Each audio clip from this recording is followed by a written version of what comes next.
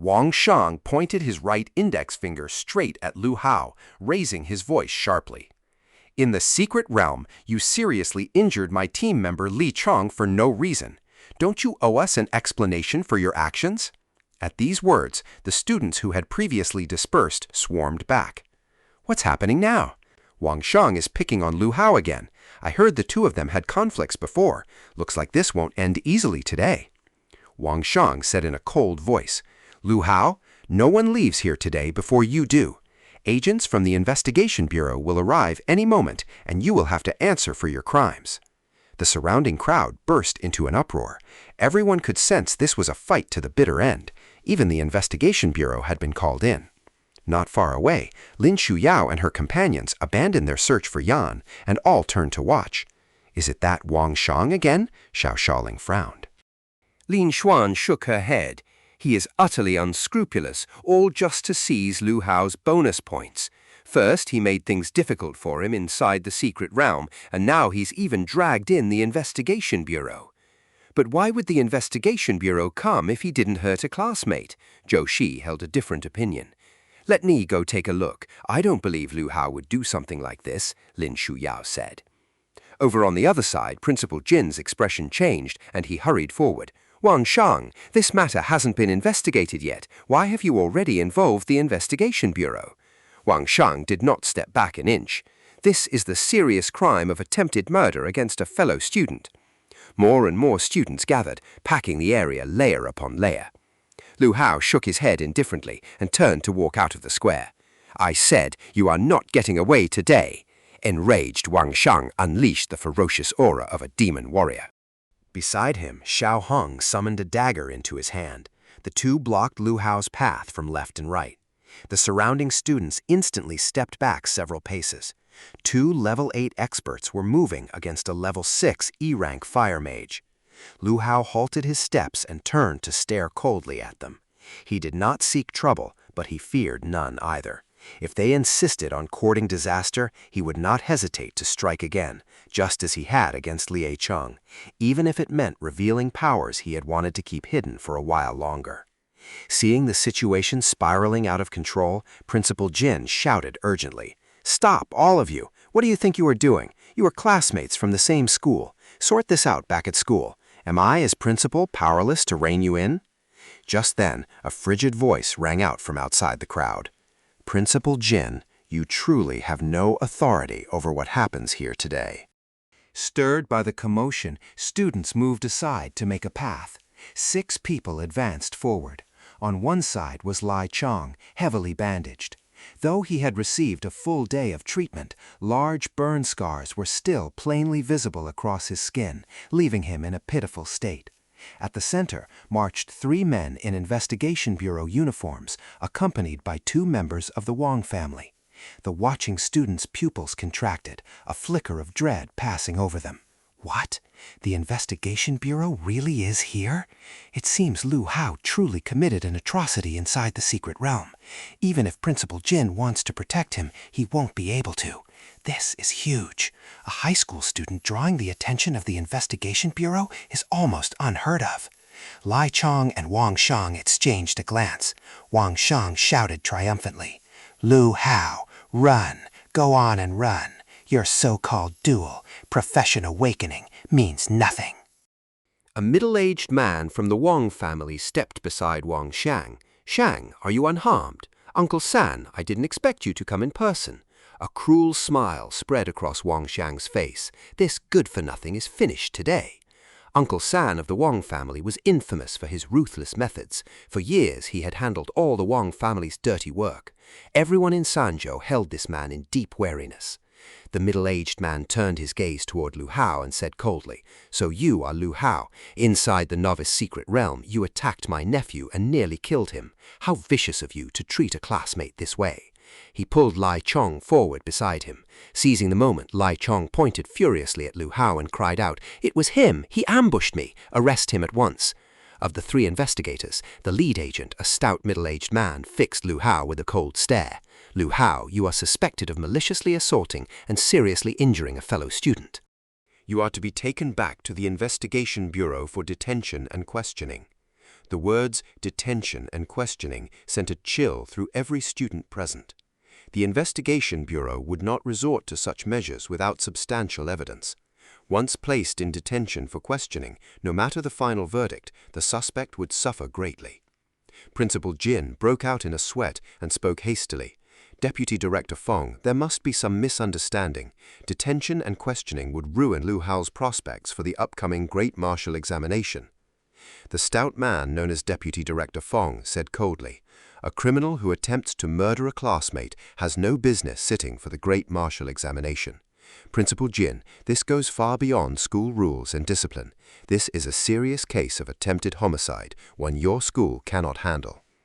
Principal Jin's expression fell, yet he pressed on. That may be true, but Lu Hao is the son of a martyr. His father and older sister rendered immense service to our nation. The stout man let out a sneer. The child of a martyr ought all the more to abide by the law.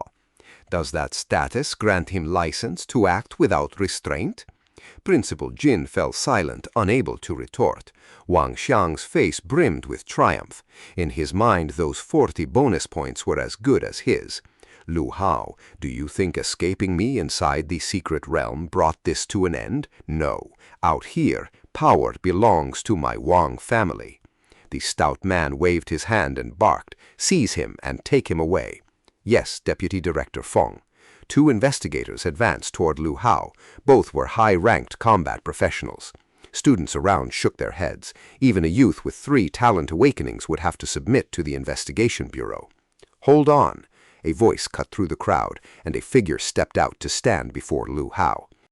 "What grounds do you have for arresting him? Only one man's word." It was Xiao Dapeng. He pointed at Li Chong, then sneered. "A mere dispute between classmates, yet Uncle San of the Wang family has shown up, and even Deputy Director Fong himself. Are you conspiring to bully the weak with your power?" Xiao Dapeng evidently knew a great deal about local influential figures. His words carried an implicit accusation that the Wang family was using this incident as a cover for ulterior motives. Principal Jin's eyes flickered. He saw the truth of it well enough, but as merely a school principal, he was powerless. The stout man stared coldly at Xiao Dapeng, who had suddenly intervened. "The Investigation Bureau will determine whether this is merely one-sided testimony." He then snorted, "If you obstruct official duties, we will not hesitate to lock you up alongside him." "Obstruct official duties, indeed," Xiao Dapeng shot back, refusing to give ground. The surrounding students drew back in shock. Even if Lu Hao is under suspicion, the law states a person may avoid detention for questioning with a qualified guarantor. I, Xiao Dapeng of the Xiao family, will stand as guarantor for Lu Hao. The faces of the Investigation Bureau agents and the Wang family darkened. The watching students erupted in a fresh uproar. Why had Xiao Dapeng stepped forward all of a sudden? If Lu Hao were found guilty, Xiao Dapeng would bear the consequences too. Deputy Director Fong fixed a hard gaze on Xiao Dapeng. "You are Xiao Yingwu's son. Are you certain you want to do this?" "I am," Xiao Dapeng replied resolutely. "A student acting as guarantor. Does your father know of this? Does he approve?" "I turned 18. I am an adult. Besides, in our Xiao family, my father listens to what I say." "Name your bail amount." Amid the crowd, Lin Shuyao trembled at the sight unfolding before her. Her eyes settled on Lu Hao. At this moment, the young man stood alone in the center of the square, bearing the pressure of 2 great forces, the Wang family and the Investigation Bureau. Bearing the strange stares of everyone around him, he looked as though the whole world had turned its back on him. Memories rose in her mind. 2 years ago, Lu Hao had still been bright-spirited. They had walked to and from school together every day. Back then, she had even said she would marry him, and he had said he would marry her. Everything had changed after that fateful Secret Realm expedition. Lu Yuanshan and Lu King had died within the Secret Realm. Overnight, Lu Hao had lost his father and older sister, left an orphan. Her own father, Lin Xuan, had returned alive. The situation was deeply sensitive. Lu Hao had visited their home many times, yet her father had refused to utter a single word of explanation. After that, Lu Hao never came again. She knew he harbored resentment toward the Lin family. Old memories welled up and tears spilled from her eyes. Now, just as 3 years before, he stood abandoned by the world. All her lingering resentment from the secret realm when he had fled and left her behind melted away. She stepped forward abruptly. "My Lin family will also stand as guarantor for Lu Hao." Every student stared in stunned disbelief. "Good heavens, that's Goddess Lin, the daughter of War God Lin. She is willing to vouch for Lu Hao? What exactly is their relationship?" A tide of whispers rose all around. Lin Shuyao's female companions were utterly dumbfounded. Zhao Shi urged her anxiously, "Shuyao, have you lost your senses? Inside the secret realm, he ran off and left you all alone. How can you still side with someone so cowardly?" Her other companion added her plea, "Yes, Shuyao." "He turned and fled without a second glance." Lin Shuyao ignored them, her gaze still fixed on Lu Hao. "I know." "Then why?" Zhao Shi stamped her foot in distress. Lin Shuyao fell silent for 2 seconds, her voice thick with emotion. "He was once my dearest friend. Regardless of everything, my Lin family owes him an explanation. At the very least, we owe him that much." Zhao Shi parted her lips as if to speak, but in the end only sighed and stepped back. With both the Xiao family and Lin family publicly taking his side, the tide of the situation shifted instantly. Deputy Director Fong and Uncle San of the Wang family exchanged glances, both showing hesitation. To fight both the Xiao family and Lin family over a set of bonus points would be no trivial matter, especially the Lin family. Though Lin Xuan had kept a low profile these past 2 years, he was a peerless powerhouse, bearing the title of War God. During every beast-tide siege over recent years, it had been Lin Xuan who had turned the tide. He possessed not only overwhelming strength, but also immense public prestige. Under such circumstances, forcing Lu Hao into detention would bring far more loss than gain. Just at that moment, "I oppose granting Lu Hao bail," another voice boomed out. A man pushed through the circle of onlookers. It was Wang Defa. Wearing an expression of deep regret, he spoke. "Leaders present, I am Wang Defa, Lu Hao's homeroom teacher. I must report the facts truthfully. Lu Hao is a withdrawn, narrow-minded student with a strong, vengeful streak. He and Lai Cheng already harbor deep grievances. If he remains free, I truly fear he will harm Lai Cheng again." Teacher Wang, Principal Jin stared in shock. Wang Defa paid him no heed. He raised his voice further. "He may even harm other classmates." His words struck with precise, malicious force. Bail was only permitted when the suspect was deemed low risk. If a person was considered highly dangerous and likely to commit further harm while out on bail, bail would be denied no matter how much money was offered. And the assessment of a homeroom teacher carried considerable weight on that very point. The members of the Wang family and investigation bureau brightened at once. Deputy Director Fong's expression turned cold. The homeroom teacher's testimony carries great weight. Given Lu Hao's high risk of danger and to protect Li Cheng and the rest of the student body, bail is denied. He swept his cold gaze over Xiao Dapeng and Lin Shuyao standing in front. His tone was laced with mockery, particularly when the guarantors are merely immature students, so easily misled. You cannot vouch for him. With that, he gestured for the 2 investigators to move forward and apprehend Lu Hao. Uncle San of the Wang family, Wang Xiang, and the rest wore looks of unrestrained triumph. The surrounding students were stunned by this sudden turn. The future of a youth with dual talents and dual professions seemed about to be cut short. Power rested in other people's hands. With a simple excuse, they could destroy a person's life. What was justice? Justice only existed when both sides held comparable strength. Just as everyone believed Lu Hao had no way out, a majestic voice boomed across the square like thunder. "Oh, young students cannot vouch for him? Then will my guarantee suffice?" Lin Xuan speaking. The voice seemed to come from afar, yet it crashed over the square like a clap of thunder. Every heart trembled, and all heads turned in shock. At the square entrance, a man walked forward at a steady pace. Nearly 50 years of age, he stood straight as a pine tree, his features sharp and defined. He bore a clear resemblance to Lin Shuyao, yet carried the hardened calm carved by years of hardship. His aura was not overtly fierce, yet it froze the air across the entire square. "It's War God Lin!" The crowd erupted. Half the students stepped back respectfully, not merely opening a narrow path, but retreating to keep a wide distance. Lin Xuan was Tang Jia's strongest combatant, an idol to every professional warrior. No amount of political influence could stand against the force of his fist.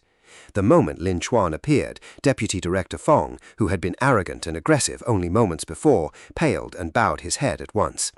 "War God, Lin, I had no idea you would—" Lin Xuan spoke in a quiet yet heavy tone, every word striking like a hammer.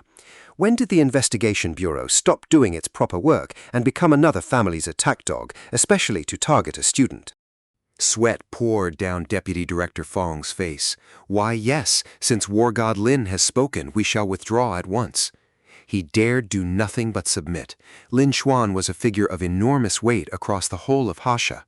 A mere deputy director of Tonghai Investigation Bureau was insignificant beside him. Besides, Deputy Director Fong knew full well this whole affair had been a scheme concocted jointly by the Wang family and himself to frame Lu Hao. Arguments that might hold weight before ordinary people meant nothing in front of someone like Lin Xuan. No matter how deep his ties of interest with the Wang family ran, he had no choice but to back down. "Begone. I will speak directly to your bureau chief about this matter." Lin Xuan's tone was calm, yet his eyes burned cold. Deputy Director Fong's face turned ashen. If he had known Lin Xuan would intervene for Lu Hao, he would never have come. Uncle San of the Wang family's face turned livid, yet he dared not utter a word. Not even the head of the Wang family would dare defy War God Lin. After forcing Deputy Director Fong to back off with a single sentence, Lin Xuan glanced over. "What is your view on this, old San Wang?" Uncle San waved his hands repeatedly. "I dare not. Since War God Lin has intervened, there must surely be some misunderstanding. We shall investigate further." He understood perfectly well this so-called request for his opinion was thinly veiled scorn. Wang Shang's eyes blazed red. He spoke hoarsely. "Uncle San." He could not bear to watch their flawless plot to ruin Lu Hao, his chance to seize those 40 bonus points and turn his fate around, fall apart like this. "Silence," Uncle San cut him off sharply. Could he not read the room? Even if they wanted to frame Lu Hao, they had to look at who stood present. Deputy Director Fong bowed his head. "If War God Lin has no further instructions, we shall take our leave." Receiving no objection from Lin Xuan, he turned and departed without delay. Uncle San dragged Wang Xiang along behind him. Arriving with such arrogance, they fled in complete disarray. As he walked away, Wang Xiang glared back viciously at Lu Hao. Watching their retreating figures, the students were overwhelmed with shock. The orphan everyone had looked down on actually had Lin Xuan backing him? Some students trembled, recalling the jeers they had directed at Lu Hao earlier. Principal Jin and the other school administrators hurried forward to greet him. "No need for formalities, gentlemen. You have worked hard." Lin Xuan waved them off. Then he turned to Principal Jin. "Principal Jin, you have done fine work educating students over the years. Still, oversight over your teaching staff leaves much to be desired." Principal Jin shuddered and spun toward Wang Defa, who was trying to hide in the crowd. "Teacher Wang, what you just said was outright slander and falsehood. Lu Hao is a courteous, hard-working young man who gets along well with his classmates. He is highly regarded by peers and teachers alike." He snorted coldly. "The school will review your teaching credentials and professional ethics. We shall determine whether you are still fit to serve as a teacher at our high school." Wang Defa turned deathly pale. He had acted as the Wang family's pawn to steal Lu Hao's bonus points, yet now the Wang family abandoned him without a second glance. Once these matters were settled, Lin Xuan turned toward Lu Hao. Lu Hao met his gaze calmly. From the moment the Investigation Bureau had arrived, he had not spoken a single word in his own defense. He had simply watched all these people twist the truth. Throughout the whole incident, his mind had been calculating when to strike. Should he fight right here in the square, or on the road to the Investigation Bureau? Or would it be best to act once they reached the Bureau itself? He could see clearly that the Investigation Bureau and the Wang family were working hand in glove. Reasoning with such people was pointless. He could not take on the full might of the Wang family or the Investigation Bureau single-handedly, but he was no soft target to be pushed around. His true strength far exceeded everyone's guesses. They thought he was just a mediocre dual-class awakener. In truth, he excelled across every domain. If escape had been his only goal, he could have broken free already. If all else failed, he could vanish into the remote mountains, free as the sky. "Lu Hao, are you all right?" Lin Xuan asked in a steady voice. Students still packed the square, their eyes full of envy. To have a towering figure backing you, facing imminent arrest, a few words from a powerful authority, and both the Wang family and Investigation Bureau were forced to slink away. Yet in the next instant, Lu Hao spoke in a frigid tone. "Lin Xuan, do not think I owe you gratitude just because you spoke up for me. I do not need your help." As Lu Hao finished speaking, the entire square fell dead silent in an instant. Not a sound could be heard. Every student, teacher, and principal was utterly stunned. Even Xiao Dapeng, Xuan, and Lin Shuyao, who stood right beside him, were frozen in place. All eyes turned to Lu Hao, a teenage student who had only just been rescued, yet dared to speak out so bluntly against a war god. This was the great Lin war god. Without him, Lu Hao would already have been thrown into a prison cell. At the same time, many people shuddered. Over the years, no one had ever dared to defy the Lin war god like this. With but a single finger, he could reduce anyone to nothing. Everyone expected Lu Hao to bear the brunt of Lin Xuan's rage for his offense. Yet Lin Xuan merely smiled faintly, his expression calm, not a trace of anger showing on his face. "Lu Hao, how dare you speak to my father like that?" Lin Shuyao flew into a rage and shouted at Lu Hao. "My father just saved you, and you cannot even bring yourself to say thank you." Lin Xuan raised a hand to stop his daughter. He looked at Lu Hao with profound meaning, and a flicker of approval flashed deep in his eyes. "You are quite something." Beside him, Lin Shuyao stared in bewilderment. "Father, what is wrong with you?" "That is enough." Lin Xuan looked at Lin Shuyao with fond affection. "Impressive. You reached level 9 in your first Novice Secret Realm run." "Father, I actually took first place in this Novice Secret Realm." Pride surfaced on Lin Shuyao's face as she spoke. "Is that so?"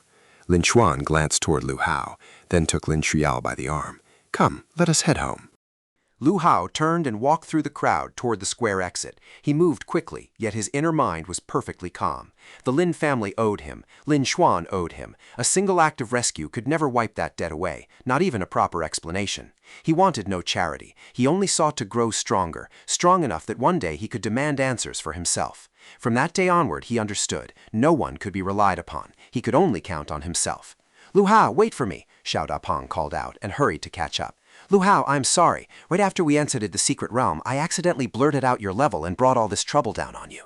Lu Hao waved his hand. "This is not your fault. I actually owe you thanks for standing up for me back there." He felt genuine gratitude toward Xiao Dapeng. For an ordinary classmate to speak up in such a moment was extremely rare. Whatever his motives, Lu Hao would remember this favor. "Ah, no need for thanks. We were old deskmates. I believe in you. Besides, what kind of person was Lai Chang? He must have done something terrible." He paused and went on.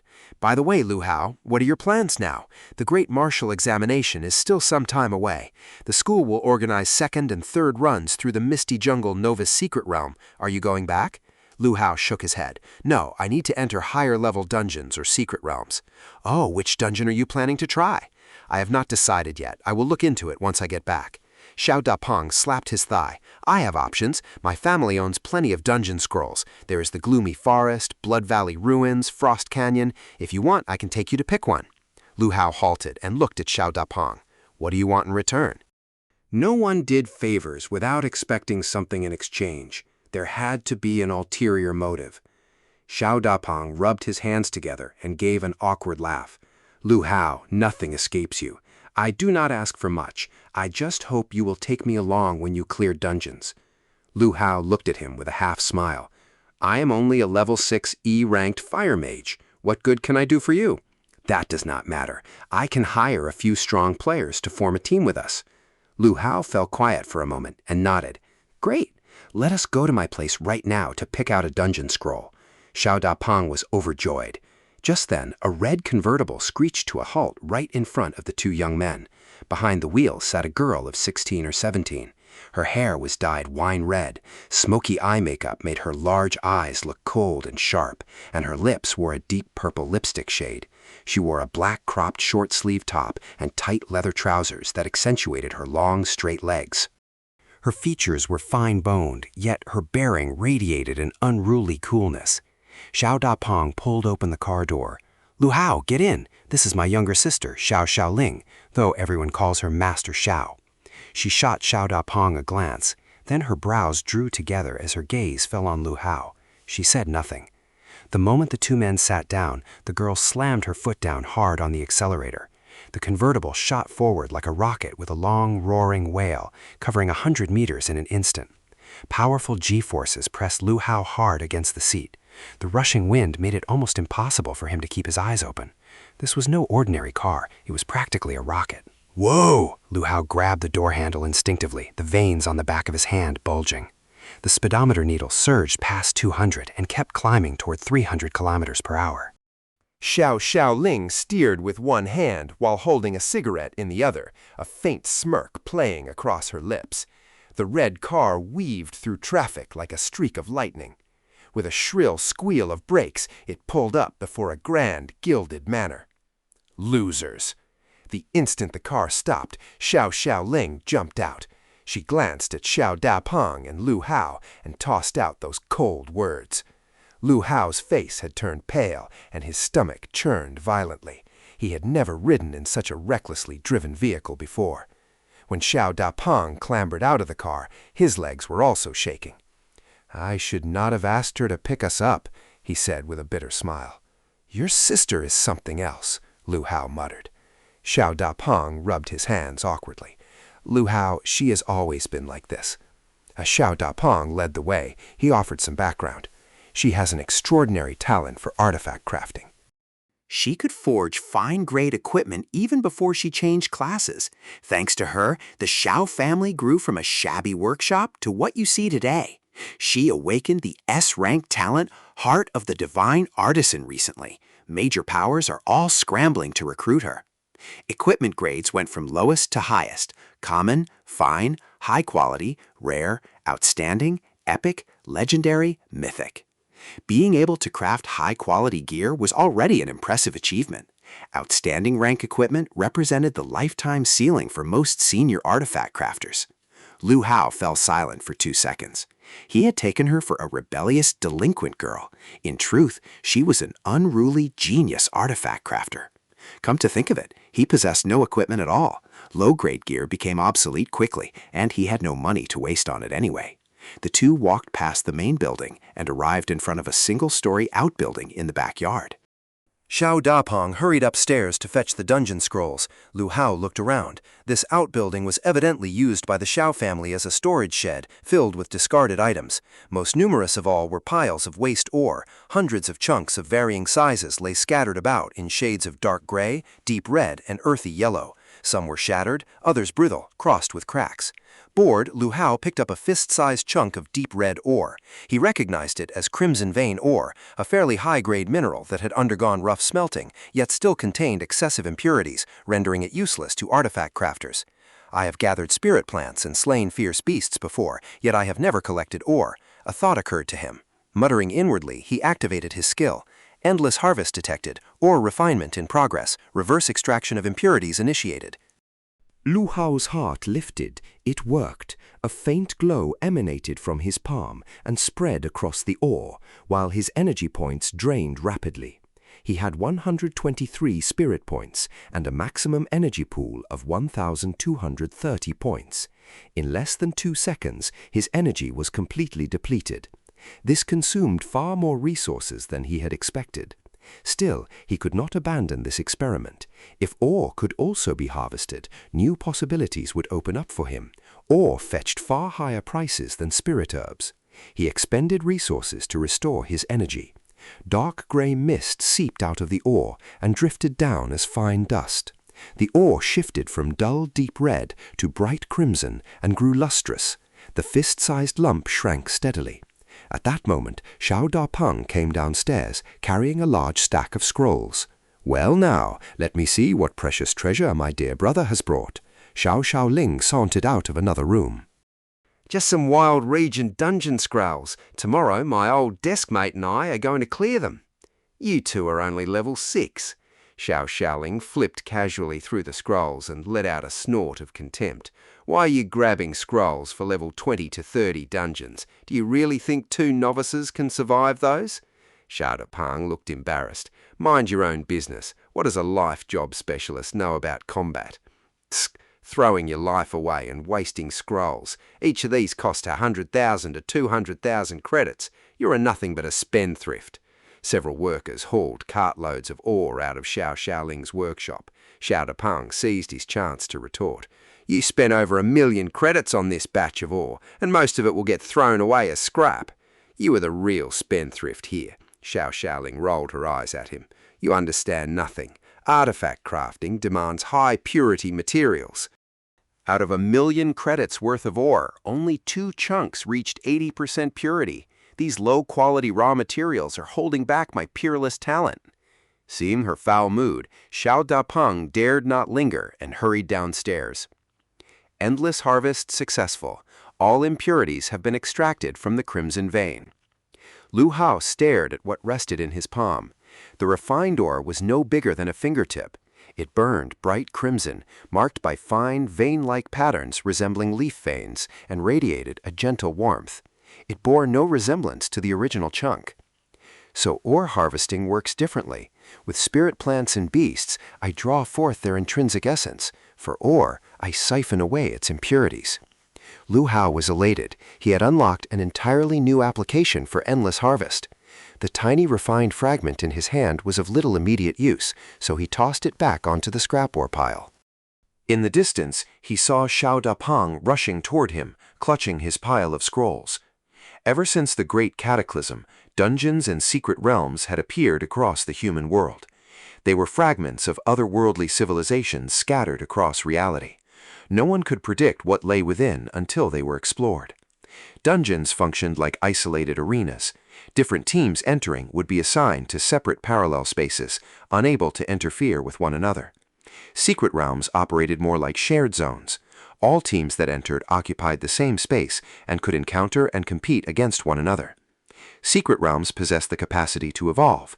Their fierce beasts and resources would grow and regenerate, nourished by spiritual energy, and some might even develop into miniature worlds in their own right.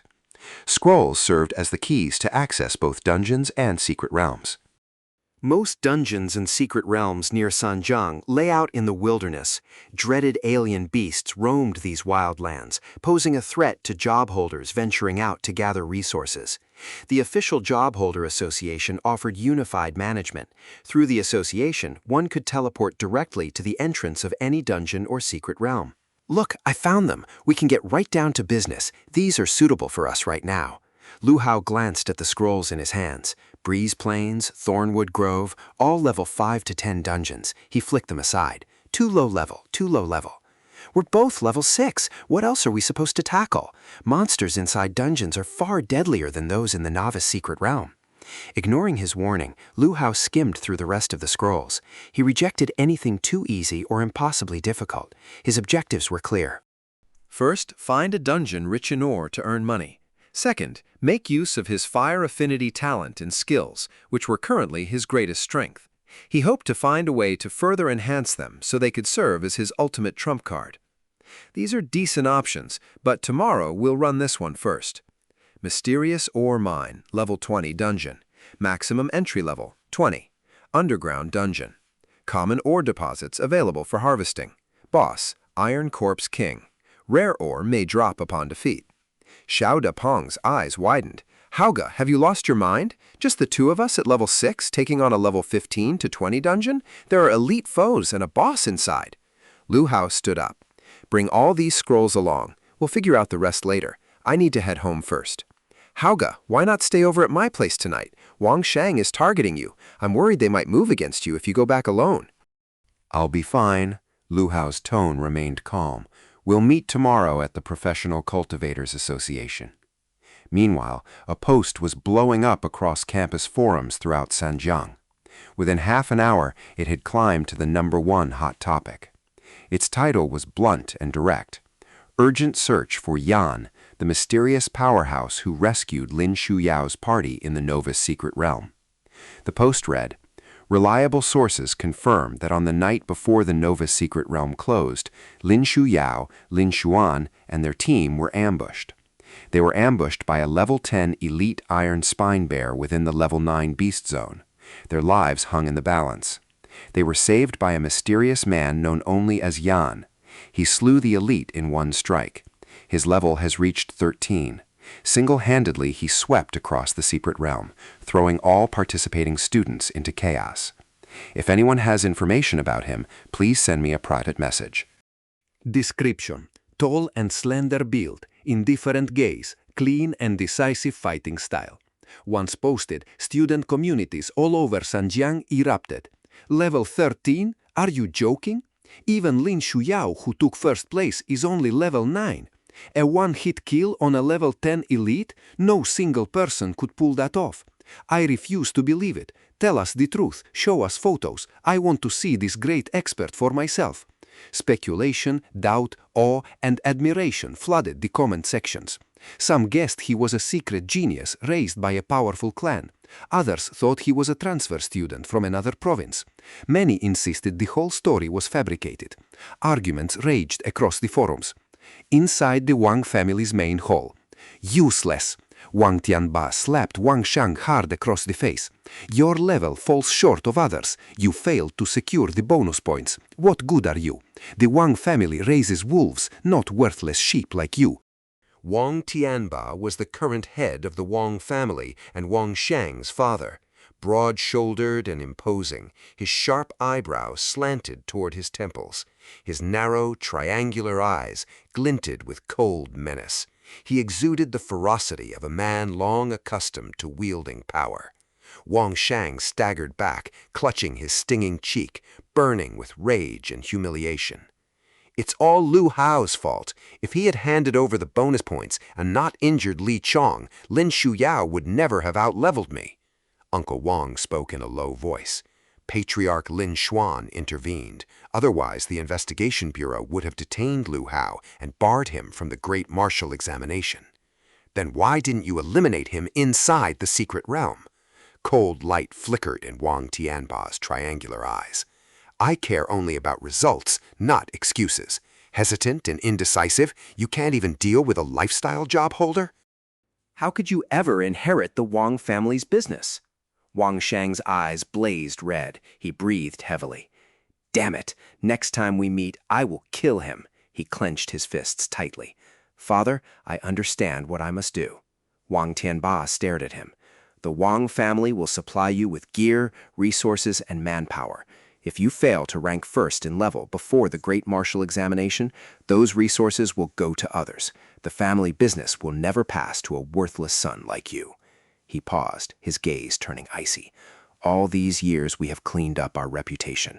Have people forgotten the Wang family's underworld origins? Not only is the dreaded Shura group pressing against us, but now even high school youths dare to treat the Wang family with contempt. That evening, at the Lin family dinner table, Lin Shuyao recounted her experiences inside the secret realm. When she spoke of Lu Hao, her tone was full of disappointment. Even though his combat power is weak, abandoning companions in danger speaks to flaws in his character. I used to think the Lin family owed him something. After today, even if there was a debt, it has been repaid. At that moment, she seemed to let go of a burden that had weighed on her heart. Lin Xuan listened quietly without interrupting. Then Lin Shuyao brought up Yin. He possessed astonishing speed and terrifying power. He could unleash fire attribute skills, and he swept through the secret realm alone at level 13. Without him, our team might have perished. He is the most incredible and formidable person I have ever seen.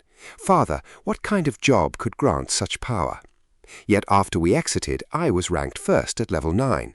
Everyone congratulates me, but I know my first place standing is undeserved. Father and I have searched everywhere for him, but he seems to have vanished without a trace. Disappointment clouded her pretty features. How can two job holders like Lu Hao and Yin be so vastly different in strength and character? Lin Xuan smiled after hearing her out. Perhaps the person you seek is right before your eyes. What do you mean, father? Lin Shuyao stared in confusion. Lin Xuan offered no further explanation and changed the subject. The great martial examination draws near. Will you continue running the novice secret realm with the school, or head out to tackle Wild Region dungeons? I have already made plans. We are going to clear Wild Region dungeons. Fighting spirit ignited in Lin Shuyao's eyes once more. Yin is so powerful, he must also be exploring Wild Region dungeons. Right after dinner, Lin Xuan sat alone in his study. He opened a locked drawer and carefully took out a yellowed photograph. 3 figures stood before a strange portal in the background. If Lu Hao had been present, he would have recognized them at once. Besides Lin Xuan, the other 2 were his father, Lu Yuanshan, and his elder sister, Lu Qing. Lin Xuan gazed at the photograph, lost in thought. After a long while, he murmured to himself, Yuanshan, when I heard your son awakened a life job's harvest talent, I feared the unfinished mission from our past would fall to Shuai Yao. But today I saw him. He fools the world, yet he is far from ordinary. He paused, a look of disbelief crossing his face. If he truly wields one of the 36 perfect legendary jobs of that place, the harvest skill, then this power is terrifying indeed. Does that mean he can seize and copy other perfect job talents from that place? If that is true, he is the true chosen one of the Void's secret realm. He sighed heavily. If he had only awakened an ordinary life job, he might have lived out his days in peace. Yet that place dooms even the strongest to near certain death. A violent fit of coughing seized him. He doubled over. When he straightened up, dark red blood trickled from the corner of his mouth. He stared out the window toward the distant horizon and whispered, "When will you truly grow strong? My time is running out." Old Wu's workshop. Lu Hao stepped through the door. Old Wu hurried toward him. "Xiao Hao, are you all right? I heard both the Wang family and the investigation bureau set their sights on you." "It's nothing."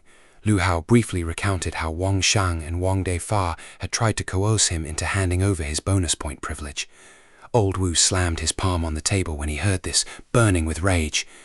"The Wangs, they really abuse their power to bully others. If your father and sister were still alive, the Wangs wouldn't dare lay a finger on you. Back then, I wouldn't have been able to open this shop without your father." Rest assured, I will do everything in my power to keep you safe. I'll handle this matter. By the way, I gathered some materials and spirit liquid in the secret realm. Would you like to take a look, Uncle Wu? Lu Hao pulled out a bottle of glow moss spirit liquid.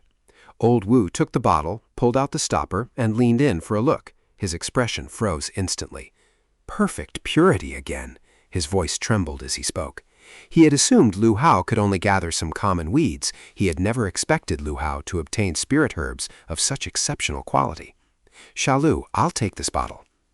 The market price for one portion of glow moss is around 400 credits, but for a batch of perfect quality like yours, I'll pay you 700 each.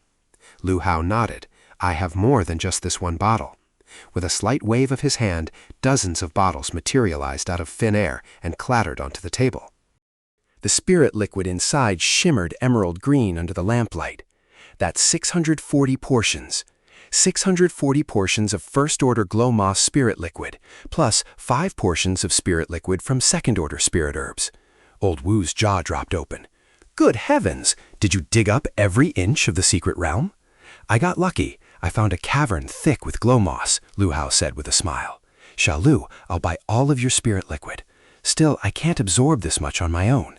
I'll have to pass part of it on to the Sun Luo group." He paused, then looked toward Lu Hao. "If you don't mind, I'd like to introduce General Manager Lo from the Sun Luo group to you. I've worked with him for years. If you meet and strike a deal, you'll open up a major sales channel." The Sun Luo group? Lu Hao blinked in surprise. It was a giant corporation focused on spirit herb cultivation, harvesting, and potion crafting. It wielded massive influence across Waksha. Its headquarters was in the capital, yet it maintained operations nearly everywhere. Xiaolu, there is something you must understand. Right now, the Sunlu group and the Wang family are locked in a brutal struggle. They are locked in a fierce battle for dominance over the local pharmaceutical industry. Whoever gets hold of high-grade spirit liquid gains the upper hand. Your perfect quality spirit liquid changes everything. If Sunlu obtains it, they can develop superior new potions and crush the Wangs. If the Wangs get it instead, they will swallow Sunlu's market share and become the pharmaceutical overlord. Every spirit herb, potion, and medical resource will fall under their control. Lu Hao's eyes narrowed. He had only planned to sell spirit liquid for money. He had never imagined such fierce power plays were at stake, let alone that the Wang family was caught up in it. Xiaolu, here you have two options for selling your spirit liquid, either to the Wang family or to the Sunlu group.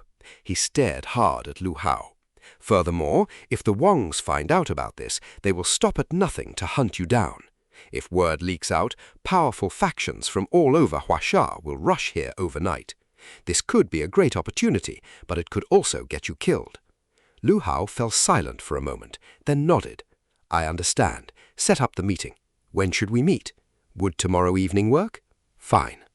When Lu Hao left, he carried 800,000 credits. 450,000 came from the Glowmoss spirit liquid. The 5 second-order spirit herbs fetched 250,000 in total, averaging 50,000 apiece. Various miscellaneous materials harvested from fierce beasts brought in nearly another 100,000. The 200,000 he had earned inside the secret realm was almost completely spent. Fortunately, he now held this huge sum of 800,000 credits. It would cover his expenses for tomorrow's dungeon run. Tomorrow evening, Shanglong Group. He still needed to judge whether these people could be trusted. In this turbulent era of great contention, growing stronger as fast as possible was the only true way to stay alive. Early the next morning, at the Tanghai Professional Cultivators Association, Lu Hao stepped into the Great Hall. It was a sprawling, gray-white building with a lofty, vaulted ceiling. Crystal panels overhead poured bright natural light across the space. The hall bustled with activity. Class-changed professionals clad in all kinds of gear wandered back and forth. Numerous chambers housed numbered teleportation portals. Lu Hao, over here! Xiao Dapeng waved frantically from beneath a pillar. Lu Hao, let me team up with you. Lu Hao nodded. Xiao Dapeng sent him a team invitation. Accept. Lu Hao blinked in surprise. 5 player icons appeared on the team panel. Only then did he notice 3 more people standing beside him, 1 woman and 2 men. Xiao Dapeng made introductions. Lu Hao, to tackle the mysterious ore mine, I hired 3 top-tier players first thing this morning. This is Miss Fong Yin, a well-known expert among Tanghai's independent professionals. She will lead us. We'll hang back and gain experience. It will be far easier than the novice secret realm. The woman named Fong Yin stood at the front. She was in her early 20s, tall and straight-backed. She had sharp facial features. She wore dark red soft armor and carried a long spear slung across her back. She was an agility-oriented spear user. Glancing over Lu Hao's basic stats, her fine eyebrows drew together. Boss Xiao, do you know how difficult the mysterious ore mine dungeon is? Bringing this person along is reckless. Your level is already low, and adding him will dilute our experience gains. We'll also have to divert effort to keep him alive. Behind her stood 2 men. One was a heavily muscled tank hefting a large shield. He had a rugged, stern face. His deep voice boomed. Boss Xiao, in that place we can only guarantee your safety. We cannot protect 2 people. The third man, lean-framed and holding a staff, was a wind elemental mage. Bringing 1 rookie is hard enough. Now 2? This isn't an experience grind run, it's a suicide mission. Seeing how strongly the 3 objected to Lu Hao joining, Xiao Dapeng smiled awkwardly. Captain Fong, I'll pay you an extra 200,000 credits for this job. At the mention of extra pay, Fong Yin gritted her teeth. If the money is right, we will do our best, but understand this, we can only attempt normal difficulty. Dungeons had 4 difficulty tiers: normal, hard, nightmare, and hell. Monsters on normal difficulty gave roughly the same experience as yesterday's novice secret realm. On hard difficulty, monster stats doubled, and so did experience rewards. Nightmare tripled both, Hell quadrupled them. Higher difficulty runs also yielded far better loot. These were common sense facts. Though high difficulty runs promised great rewards, they demanded sufficient strength. Even level 20 monsters on Hell difficulty possessed stats equivalent to level 50 foes. No professional above level 21 could enter the mysterious ore mine. Very few teams had ever cleared its nightmare mode, and no one had ever beaten Hell. Lu Hao remained quiet. Xiao Dapeng rubbed his hands beside him. Brother Hao, I hired these three without checking with you first, my bad. But the mysterious ore mine has level 16 to 21 monsters. Without these three, we die the moment we encounter enemies. Captain Fong knows this dungeon extremely well. She can get us through normal difficulty safely. If I really were just an ordinary level 6 professional, your plan would make perfect sense. You would even have been quite thoughtful, but I am no ordinary rookie. Lu Hao weighed his options. Should he stick behind this group, let them do all the fighting, collect loot and mine ore? That was certainly one way to go. Let others bear the danger while he reaped the rewards. Lu Hao! A cold voice cut through the noise. Wang Shang strode in through the entrance. Behind him followed Xiao and three other imposing, unfamiliar figures. Each of the three wore the Wang family crest on their chest, their gazes dark and menacing, presumably powerful retainers of the Wang family. A mere level 6, and you dare attempt a field dungeon? Wang Shang fixed his deadly stare on Lu Hao. His hand rested on the hilt of his greatsword. Murderous intent blazed in his eyes. He hated Lu Hao deeply. If not for him, he would not be in such a difficult position. He still had not gotten the bonus point privilege. He had only reached level 8 in the secret realm. The previous night, his father had slapped him hard and called him a spineless failure. Only the association's special rules prevented him from attacking right there. He glanced at Xiao Dapeng beside Lu Hao, then at Fong Yin and her two companions. His gaze turned icy.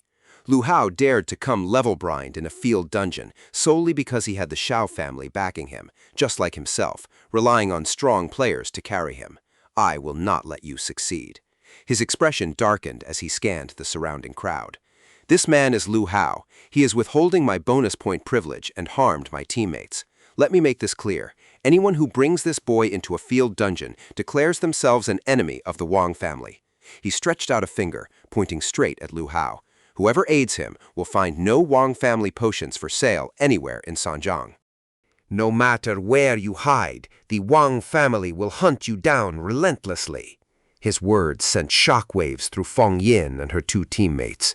Many nearby professionals looked on in astonishment. More onlookers gathered.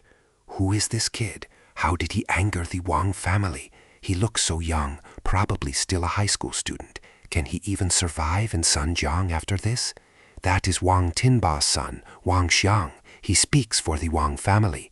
Whispers rippled through the crowd. Wang Xiang, you are going too far, Xiao Dapeng shouted angrily. We were classmates for 3 years in the same classroom. All this because you failed to seize his bonus point privilege? Xiao Dapeng, you keep opposing me. Sooner or later, the Xiao family will be dealt with by the Wang family, Wang Xiang retorted coldly. I used to give you some respect. Since you refuse it, you get none. He turned toward Feng Yin and her companions. Did you not hear what I just said? Right then, 2 system notifications chimed for Lu Hao. Qian Shihao has left your team. Xiao Chongyang has left your team. Crushed by the pressure, the 2 men cut ties with Xiao Dapeng and Lu Hao without hesitation. Fong Yin, you too. Ignoring her, they walked over to Wang Shang. Our apologies, young Master Wang. We had no idea this boy was your enemy. We have left the team. We will not offend you for their sake. Exactly. I never wanted to carry these 2 losers anyway. We will obey your orders and never group with them. Fong Yin glared at Wang Shang. The Wang family holds great power, yet you cannot behave so tyrannically. Everyone needs to make a living. You cannot dictate what others may or may not do. Fong Yin was in a terrible spot. She had landed a lucrative commission from Xiao Dapeng, originally 500,000 plus an extra 200,000. Even after splitting the payment among the team, she would take home at least 300,000. Her family was poor and her father lay gravely ill. That was why she took high-risk work and had built her reputation among independent professionals. This commission, simply escorting new players to level up, was safe and easy. Far better than her usual life-threatening resource-gathering missions. Opportunities like this were rare. Now the Wang family had ruined everything. "Feng Yin, have you lost your senses?" one of the Wang retainers said coldly. "Feng Yin, do you dare defy the Wang family? Truth be told, the Wang family could crush an independent professional like you with a single finger." He appeared to know her. His threat was brutal, yet realistic. Against the full might of the Wang family, someone like Feng Yin stood little chance. Feng Yin's face turned ashen. She was trapped in a no-win situation. Her two teammates had betrayed her without hesitation. Alone, she could not complete the dungeon. If she continued helping Xiao Dapeng, the Wang family would retaliate brutally. Both she and her sick father would face mortal danger. Yet to surrender and abandon her employers like her teammates did would destroy her professional reputation. "Dapeng, pass me team leader privileges," Lu Hao said calmly. Xiao Dapeng immediately transferred team leader authority. "Ding, you have kicked Feng Yin out of the team. Captain Feng, I will not force you to take this risk for us." Feng Yin's face burned. Lu Hao's dismissal stung like an insult. Yet at the same time she felt a wave of relief. No one wanted to make enemies of the Wang family. Wang Shang watched with triumphant satisfaction. Without anyone to carry them, the two losers would never get into a field dungeon. Meanwhile, the school's second run of the Novice Secret Realm had begun and would end in 3 days. If he blocked them from entering field dungeons for those 3 days, they would gain 0 levels. Wang Xiang faced the crowd and spoke loudly. "I will not repeat myself. Spread the word. If anyone is found grouping with or assisting these two, the Wang family will blacklist them completely." Several onlookers responded at once. "Young Master Wang, rest assured, we will never take jobs for these two." "Exactly. We will not risk offending the Wang family for mission pay. We will pass your warning around the association. No one will dare help them." Xiao Dapeng looked anxious. Lu Hao waved a hand. "Calm down." Wang Xiang stared coldly at Lu Hao and Xiao Dapeng, now left on their own. "Lu Hao, do not imagine the Xiao family can protect you. After crossing me, you have no place left in Shanja. This is only the beginning." With that, he marched with his 4 companions toward one of the teleportation gates. Moments later, the public information board showed they had entered the mysterious ore mine on hard difficulty. Murmurs swept through the onlookers. Truly the young master of the Wang family. He charges straight into a level 20 hard mode dungeon for massive experience. Of course, his gear is all fine grade or better. Those two retainers even wear exceptional grade equipment. One such warrior equals 3 ordinary fighters. The Wang family pours all their resources into raising Wang Zhang. If he grinds hard mode level 20 dungeons for 5 days, no one in Shanzhai will match his level. Some professionals turn to Lu Hao and Xiao Dapeng. Of all people to offend in Shanzhai, you picked the Wang family. They hold grudges fiercely. Exactly. Without a party, those two cannot even handle the lowest level 10 dungeon. Others sighed sympathetically. The Wang family strikes hard against a high school kid. Alas, having crossed them, forget about leveling. Even buying potions or accepting quests will become nearly impossible. Feng Yin turned to Xiao Dapeng, looking ashamed. "I am sorry, Boss Xiao. I will refund your 200,000 credit deposit. This job fell through because of me." Xiao Dapeng waved it off. Forget it. No independent professional can stand against the Wang family's pressure. He turned to Lu Hao. "What do we do now, Hao? After Wang Shang's public threat, hiring escorts will be nearly impossible. Should I keep trying to reach out?" The problem was clear. Players too far below level 20 could not carry them, and no one above level 21 could enter this dungeon at all. The Xiao family had hired fighters in their service, yet none fit the requirements. "No need," Lu Hao said coolly. "Come, we are going to run the dungeon." His gaze turned sharp.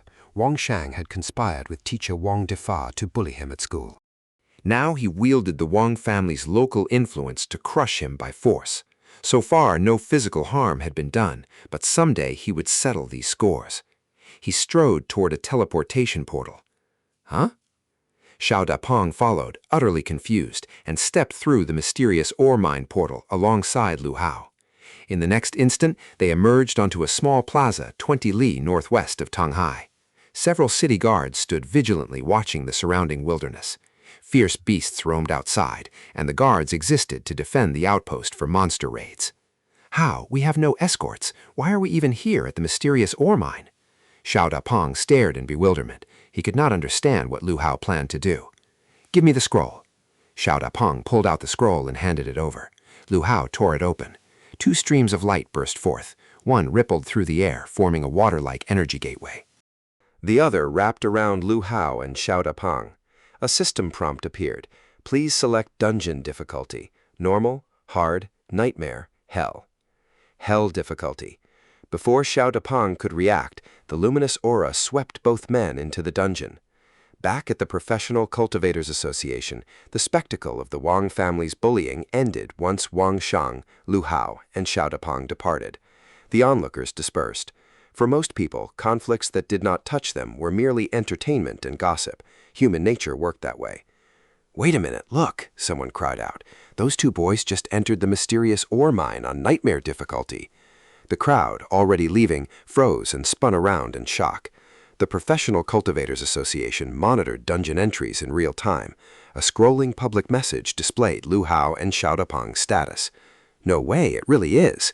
2 level 6 high school students entered nightmare mode? In the mysterious ore mine? Are they insane or suicidal? Heavens, even basic monsters there are level 16. Nightmare difficulty multiplies stats almost 4-fold, equivalent to level 40 or 50 foes. One swing from those beasts would finish them off. Feng Yin had been heading for the exit, her head bowed. 2 teammates had immediately betrayed her under pressure from the Wang family today, and in the end, she had caved in too. The reputation she had built over the years, risking her life within the freelancer circle, crumbled in that very moment. She hated the Wang family, and she hated her own cowardice. More than that, she was consumed by guilt. The client had paid her handsomely and trusted her, tasking her with leading the team to raise their ranking for the great martial examination preparation. Yet at the mere pressure from the Wang family, she had abandoned the person who had placed their trust in her. Just then, she heard exclamations from the people beside her. She spun her head around and saw the live update dungeon feed from the association. A line blazed across the screen.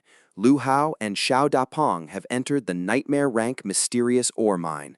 Her pupils constricted sharply. Her mouth fell open, utterly stunned. Her first thought was that the 2 men, enraged by the Wang family and by her, had accidentally selected the wrong dungeon. If that were true, then she had gotten them killed. A sharp stab of pain shot through her chest. People around her started shouting, "Crazy! They've lost their minds!" Could these 2 really be that reckless? If it was not an accidental click, then they had walked in of their own free will, marching in there to die. Feng Yin stood dumbfounded, yet deep down she refused to believe it. One was the young master of the Xiao family. Though the Xiao family were nouveau riche and could not compare to deeply rooted aristocratic houses, he came from a wealthy household and would not throw his life away for no reason.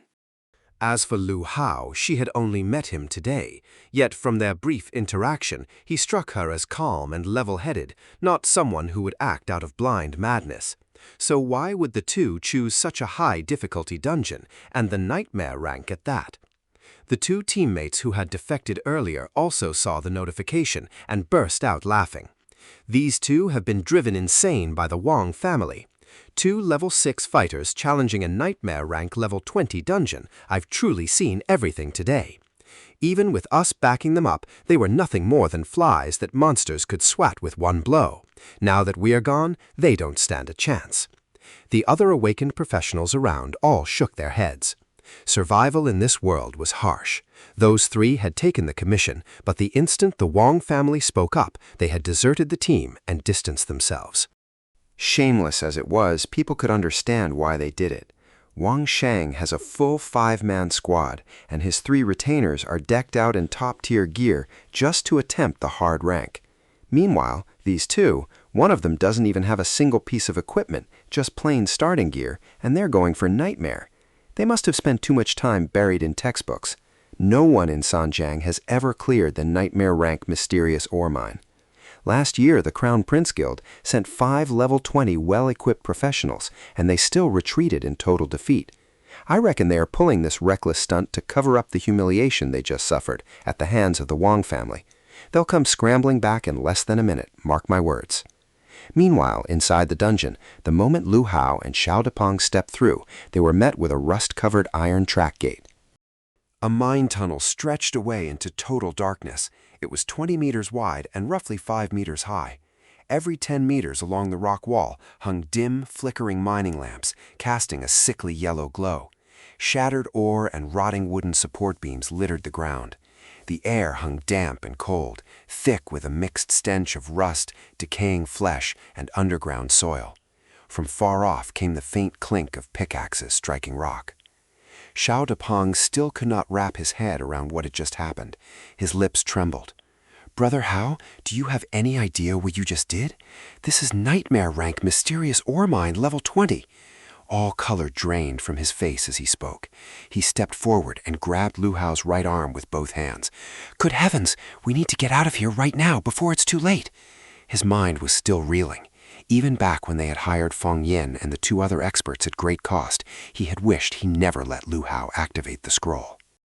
His original plan had only been to tackle the normal difficulty and grind their way forward cautiously. "How will we know if we can make it through unless we try?" Lu Hao replied flatly. "I thought you fumbled the scroll. You actually chose to come here on purpose?" Xiao Dapeng stared at Lu Hao as if he were raving mad. Lu Hao shook off his grip, walked past the gateway, and strode deep into the mine tunnel. Xiao Dapeng glanced back toward the exit portal, then at Lu Hao.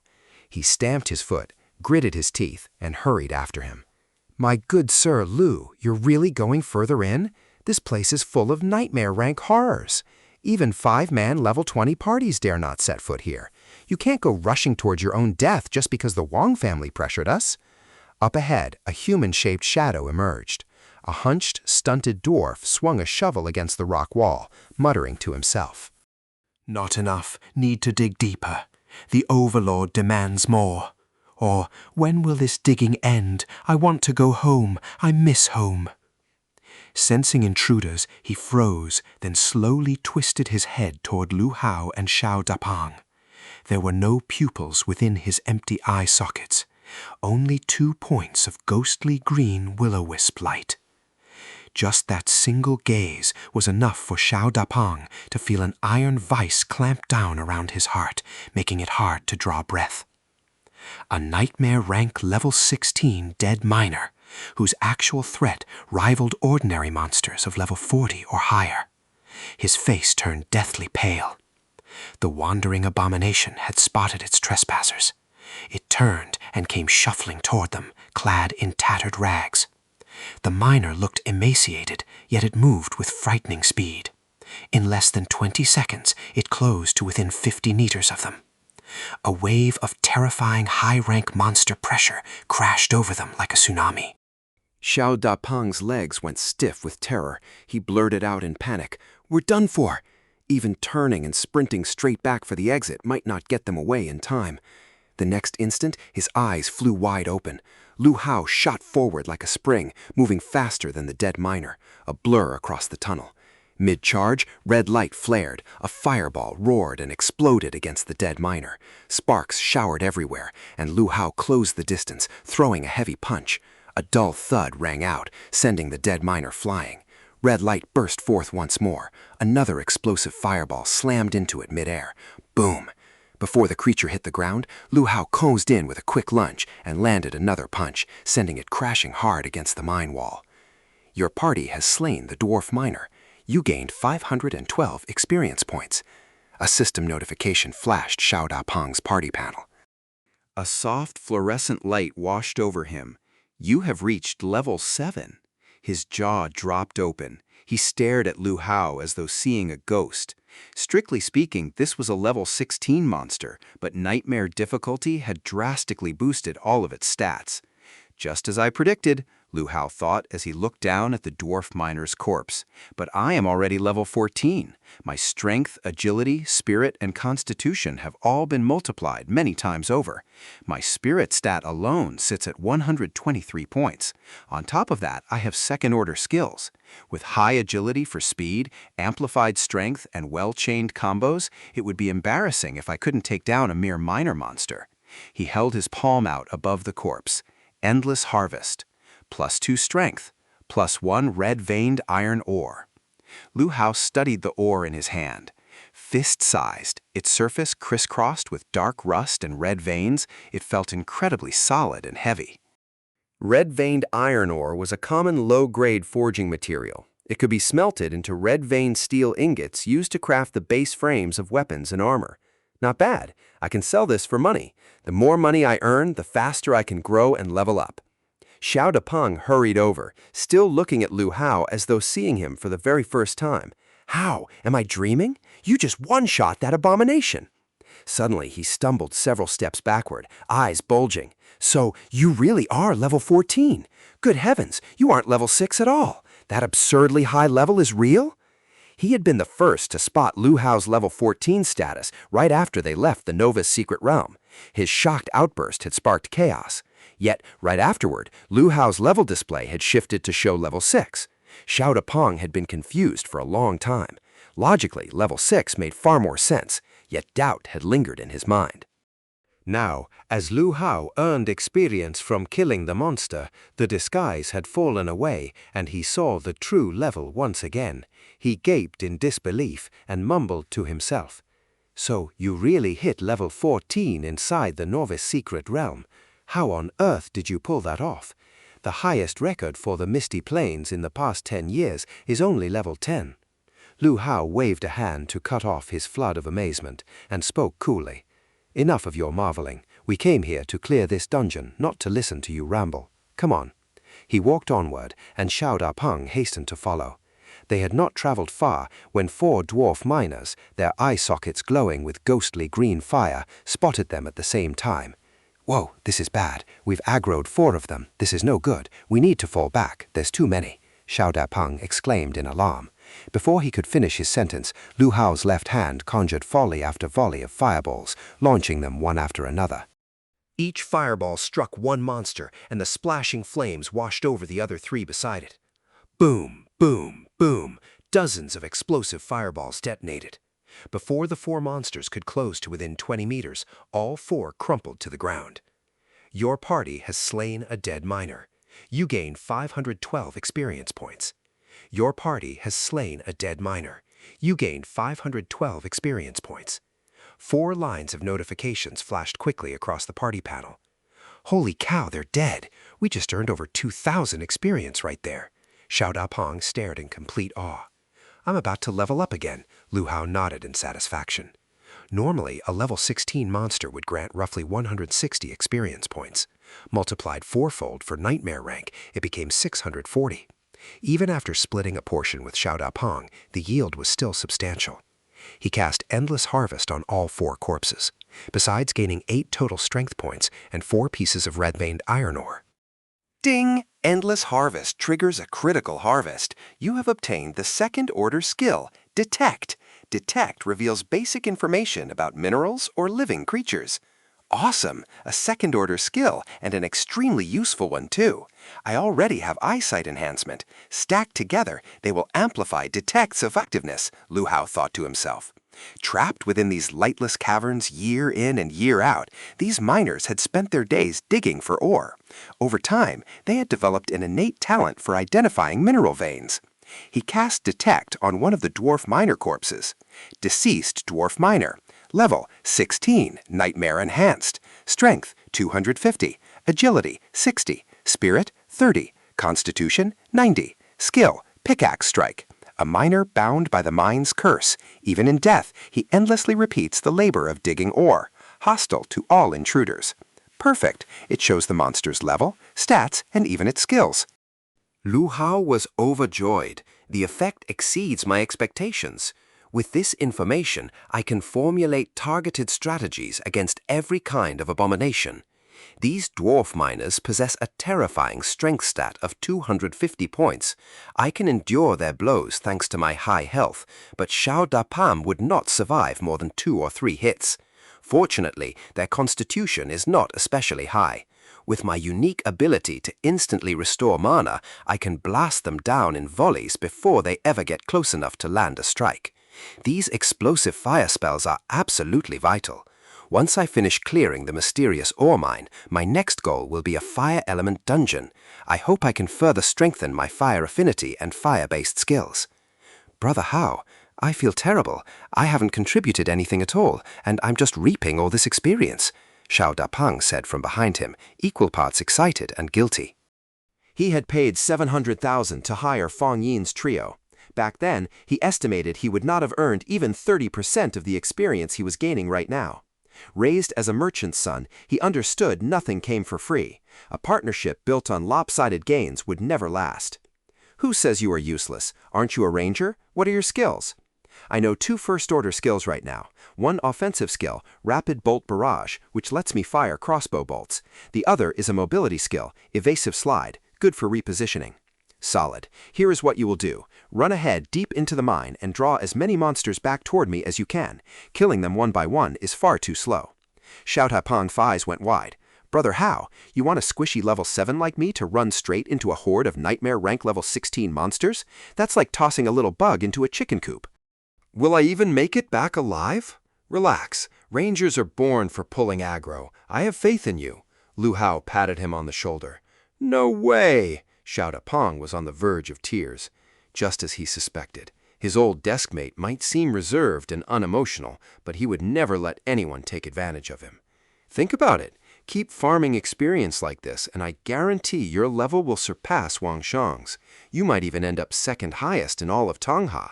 Then you will stand a real chance of getting into a top-tier martial arts university. You will hold your head high and earn respect among your wealthy social circle. Besides, I'm not asking you to fight them. Just shoot a few bolts from a distance to draw them over. Simple as drinking water. Lu Hao's gaze turned sharp. If you refuse to handle even this small task, I will have no choice but to kick you out of the party. 10 minutes later, desperate shouts echoed through the dark underground mine tunnels. Help! Boss! Save me! We're doomed! Dozens of dwarf miners with burning green eye sockets chased furiously after Xiao Dapeng. If not for his constant sprinting and repeated uses of evasive slide, he would have been smashed in the skull by a mining pick long ago. Lu Hao took his time prying a chunk of ore loose from the rock wall. Palm-sized and irregular, it glinted like shards of ice under dim mining lamps. Frost-chill copper ore, a material for crafting agility-class light armor. Lining leather armor with frost-chill copper plating drastically boosts defensive capabilities. He stowed the ore away, then finally turned around. Here they come. He waved his left hand. One fireball after another whistled past Xiao Dapeng's head, slamming precisely into the pursuing horde. Lu Hao unleashed a relentless barrage of explosive fireballs. It was like watching a Katyusha rocket artillery strike. Probably no one else in this world treated second-tier spells as basic attacks.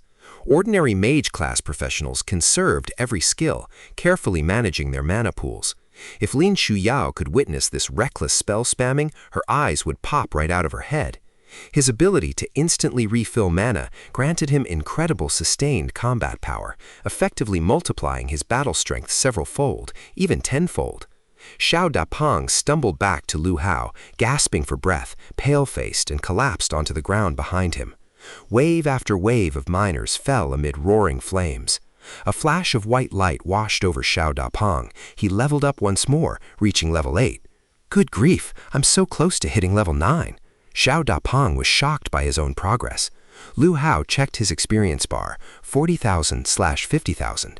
At level 14, he only needed 10,000 more experience to hit level 15. Leveling came easily in the early stages, but after level 10, the experience requirement spiked sharply. That said, attribute points per level also increased after level 10. Only a dozen monsters? That's far too few.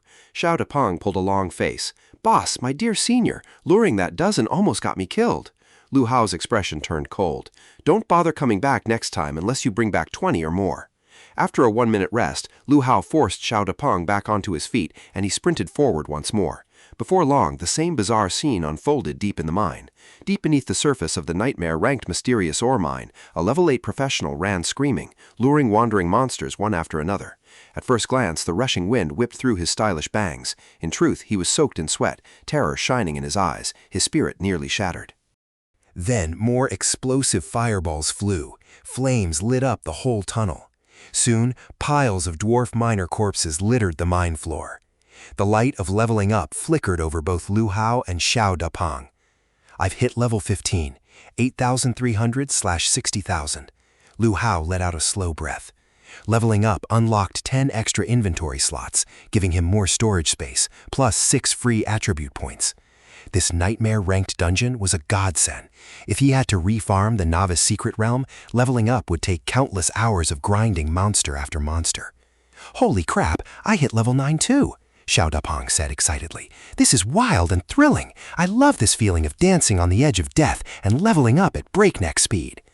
A few minutes of rest later, without needing to be told, Xiao Dapeng sprinted deeper into the mine once again. Over this past half hour, they had advanced more than 1 kilometer down the main tunnel. Every 100-odd meters, side branches split off, each extending 30 to 50 meters inward. These were old mining work faces. Pickaxe marks scarred the rock walls, and rubble covered the ground. Many miners lurked within these side tunnels. Xiao Dapeng had to draw not only the monsters roaming the main passage, but also rouse those hiding inside the side branches. He dealt 0 damage himself, yet his contribution was immense. Without his risky work gathering huge packs of monsters, Lu Hao could never farm so efficiently. While waiting for Xiao Dapeng to return with more aggro, Lu Hao pried loose more accessible ore from the walls to boost their loot gains. One drew monsters, the other dealt damage. Their teamwork was seamless and perfectly complementary.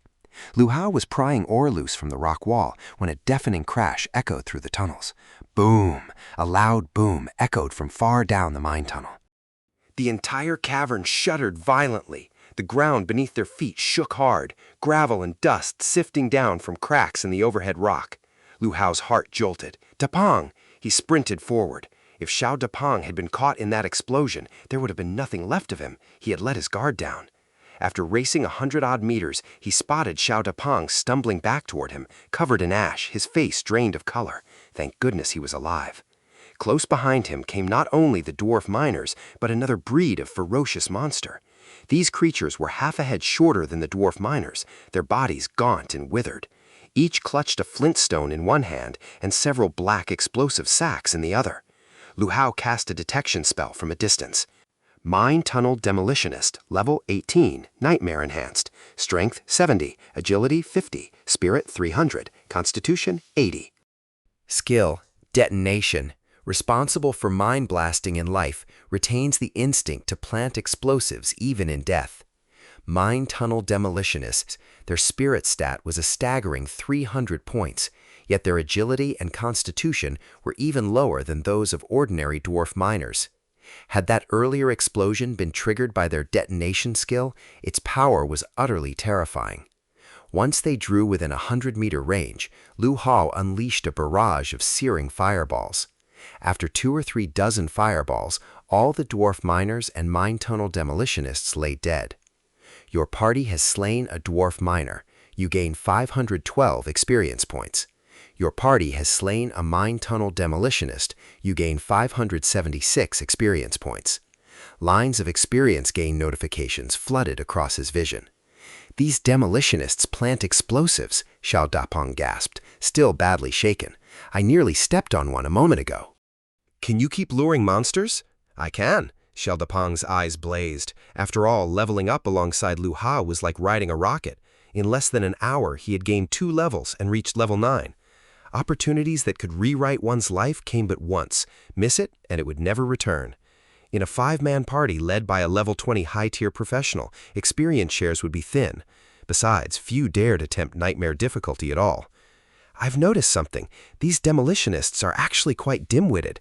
As long as you avoid stepping on their planted explosives, they pose almost no threat." Lu Hao nodded. What his detection spell revealed matched exactly what Xiao Dapeng had said. Their only tactics were laying mines and setting them off. Without triggering the mines, they were less dangerous than ordinary dwarf miners. "All right, let's push deeper." While Xiao Dapeng went off to draw more enemies, Lu Hao calmly set to work harvesting the corpses of the dwarf miners. He obtained only crimson vein iron ore again. He turned to the mine tunnel demolitionist corpses and activated harvest. Endless harvest successful, spirit +2, obtained molten fire iron ore 1. Molten fire iron ore was smaller than crimson vein iron ore, dark red, glowing, and warm to the touch. Far denser, equipment forged from it was 30% stronger than crimson vein iron gear. It was a common material for crafting fine-grade and superior weapon frames. Lu Hao hefted the chunk, sastide, and stowed it in his storage space. Molten fire iron ore fetched twice the market price of crimson vein iron ore. Suddenly, ding! Endless Harvest triggered a critical harvest. You have acquired the second-order skill, Detonation Art. Detonation Art, second order, condenses fire element energy at a target location to form a concealed, compressed detonation point. Upon mental activation, it inflicts massive damage across a 50-meter radius. Damage falls off with distance, consumes 200 stamina, 30-second cooldown. A second-order skill. Lu Hao's eyes lit up. If this detonation art packed the same earth-shattering force as the earlier blast, this second-order skill was vastly more powerful than his scorching fireball. Granted, its mechanics were somewhat cumbersome. Plant the charge first, then wait for enemies to wander into range before triggering it, but none of that mattered so long as the power was there. While Lu Hao and Xiao Dapang cut a swath through the mine tunnels, students began streaming into the Professional Cultivators Association Hall. Having laid their foundations in the novice secret realm, everyone sought more efficient places to level, and field dungeons were the obvious choice. One 5-woman team drew countless gazes as they entered. All 5 were strikingly beautiful, especially Lin Shuyao at their head. Her moon-white mage robe set off her cool, ethereal bearing, catching even the eyes of independent professionals. Several acquaintances hurried over. "Shuyao, Shuyao, did you hear? Wang Shang got here ages ago. He brought family retainers and entered the mysterious ore mine on hard difficulty." A petite girl spoke up. "Hard difficulty?" Zhao Ji raised an eyebrow. "This dungeon caps at level 20. Even with high-level backing, clearing hard is no trivial feat." "He's gunning for first place," Xuan said grimly. "Hard difficulty grants double experience, but he may well bite off more than he can chew." "Pay him no mind." A tall, sharp-featured female shield maiden stepped out behind Lin Shuyao.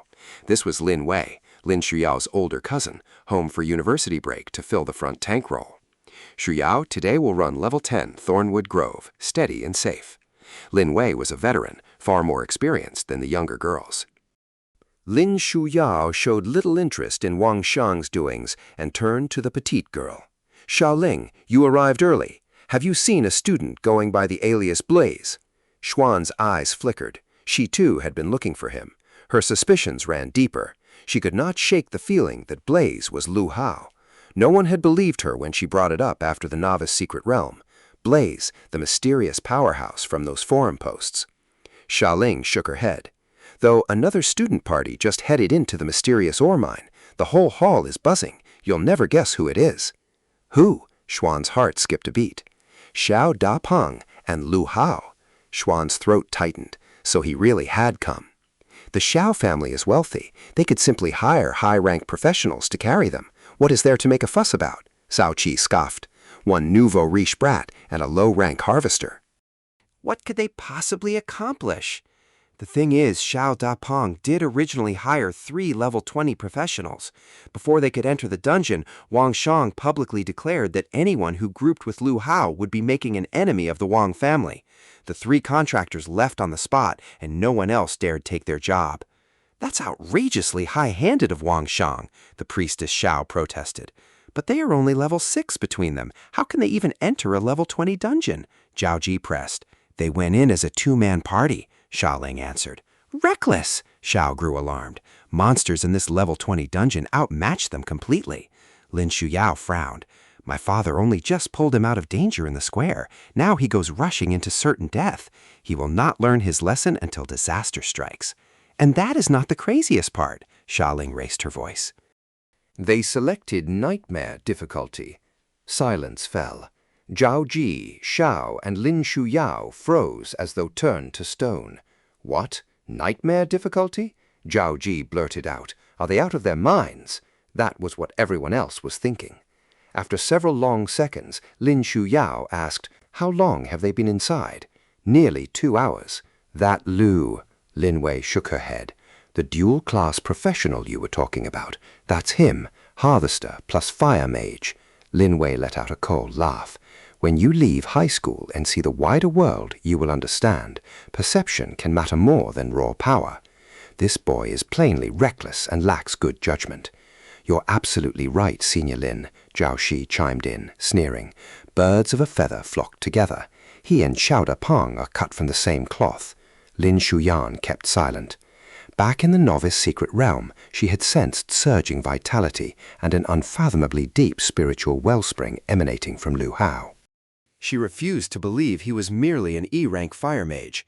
Inside the dungeon, while waiting for Xiao Dapeng to lure more monsters, Lu Hao harvested monster corpses and pried loose hanging ore from the mine walls.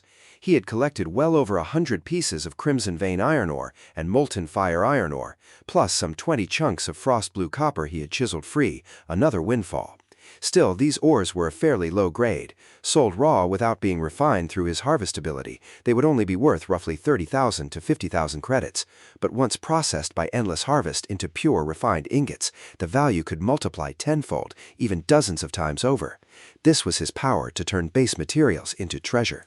If he could later get his hands on rare ores and refine them, the profits would soar even higher.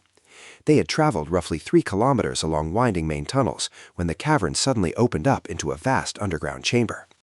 Both men stared in surprise.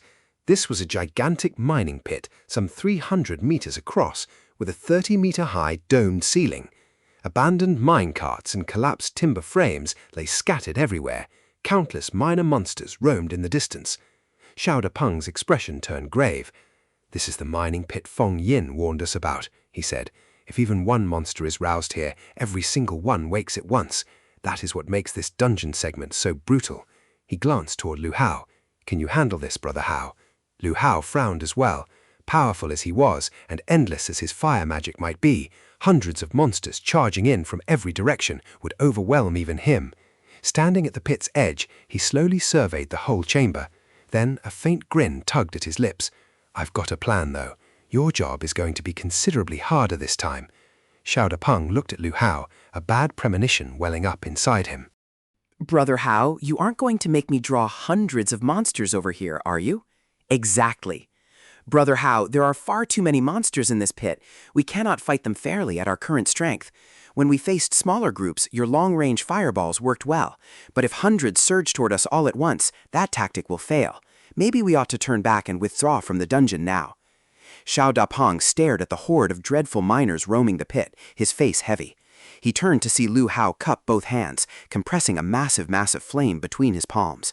Terrifying fire element energy swirled within, condensing at last into a dim, glowing point. Lu Hao flung his hands forward. The glowing point landed on the tunnel floor, faded, and vanished from sight. "Brother Hao, what was that?" "Detonation art," Lu Hao said calmly. "I create a fire element detonation point. When creatures step into range, I trigger it with my mind for massive area damage." As he spoke, Lu Hao began forming a second charge. Xiao Dapeng stood dumbfounded for a long moment. He had noticed a strange pattern, both in the novice secret realm and now inside the mysterious ore mine. Almost every monster Lu Hao defeated seemed to grant him new abilities. He had watched Lu Hao cast scorching fireballs and thought back to the fire sack lantern moths from the secret realm. Now, right after slaying the mine tunnel demolitionists, Lu Hao was wielding their explosive power. If he truly possessed such a gift, how terrifying would he become as he grew? If he could lay enough of these detonation charges, the horde in the mining pit might actually be beatable. He had witnessed firsthand how devastating the demolitionists' explosions had been earlier. Lu Hao kept conjuring detonation charges.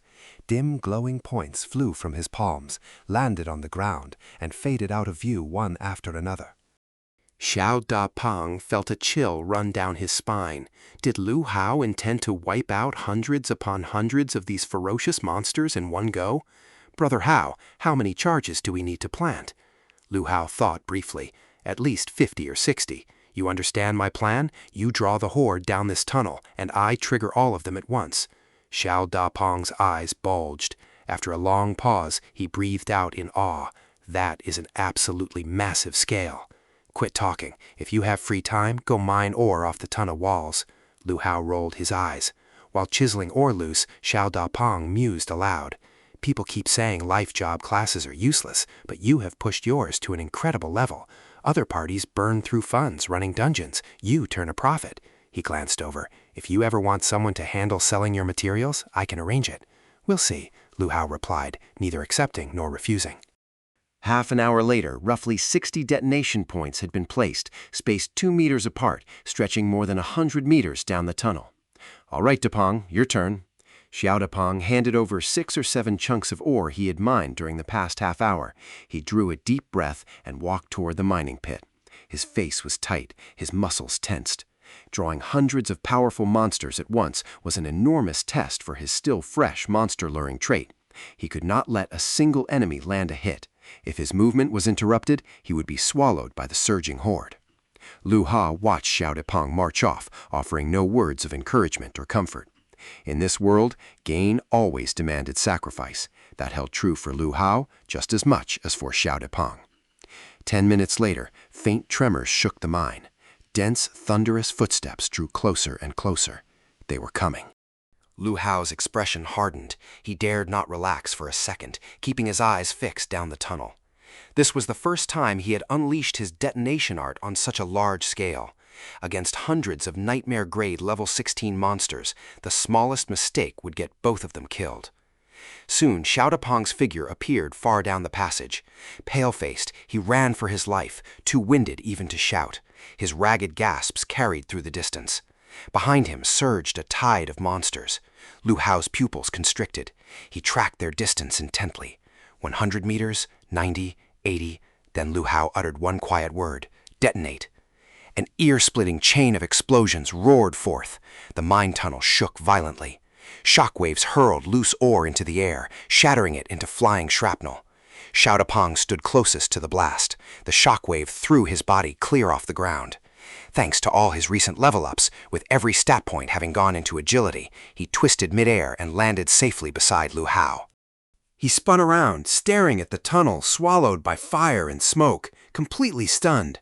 "Hauga, that detonation art is unbelievably destructive." Lu Hao's own face was grave. He had not anticipated how overwhelming mass second-order detonations could be. In the future, he would have to carefully calculate safe distances, otherwise he might injure himself before killing the monsters. The 60-odd charges detonated in quick succession, and within half a minute the chaos subsided. As the smoke and dust cleared, both men gaped. The wide tunnel was carpeted with countless corpses of dwarf miners and mine tunnel demolitionists. "Hauga!" Xiao Dapong's voice shook. "Are they all dead?" "Hundreds of them." Bright leveling auras burst out around the two of them, one after another. Lu Hao leveled twice. Xiao Dapong flared 4 times in succession. I gained 4 levels!" Xiao Dapong cried out in shock. He whirled toward Lu Hao. "I get it now. Back in the novice secret realm, rumors went around about an overpowered party that wiped out every monster, leaving none for other students. That was never a whole team. That was just you. I jumped 4 levels, straight to level 13. This must break the record for the fastest student leveling in decades. The best decision I ever made in my life was sticking with you. Hauga, you are my greatest fortune." As Xiao Dapong marveled, Lu Hao checked his status panel. He had gained 2 levels, sitting at level 17 with 40,000/80,000 experience. This single slaughter had netted him nearly 200,000 experience points. 12 free attribute points and 20 extra storage slots were his. The thrill was intoxicating. Not bad. Since entering this dungeon, he had climbed more than 3 levels. Xiao Dapong stepped forward to look over the piles of corpses. Lu Hao's gaze sharpened. He barked sharply, "Xiao Dapong, watch out!" At the same time, he cast Swift Step and shot forward like an arrow. A massive figure loomed before him. Out of the dim mine shadows, a whip like thick cord sliced through the air, straight toward him. Whoosh! Lu Hao hurled a scorching fireball first. Boom! The shadowy giant was struck and driven backward several paces. The whip's path skewed. It cracked against the ground beside his right side, sending stone fragments flying. Xiao Dapong reacted fast, sliding backward and sprinting away. Against all odds, one monster had survived the chain of explosions. Lu Hao closed on the towering silhouette, throwing a powerful punch without hesitation. Before the giant could raise its whip again, the blow sent its bulky form flying backward. Lu Hao followed instantly with another scorching fireball. Fire erupted, and the huge body crashed heavily to the ground, motionless at last. Your party has slain the Foreman Overseer boss. You gained 2,340 experience points. Good grief, it had been the dungeon's boss.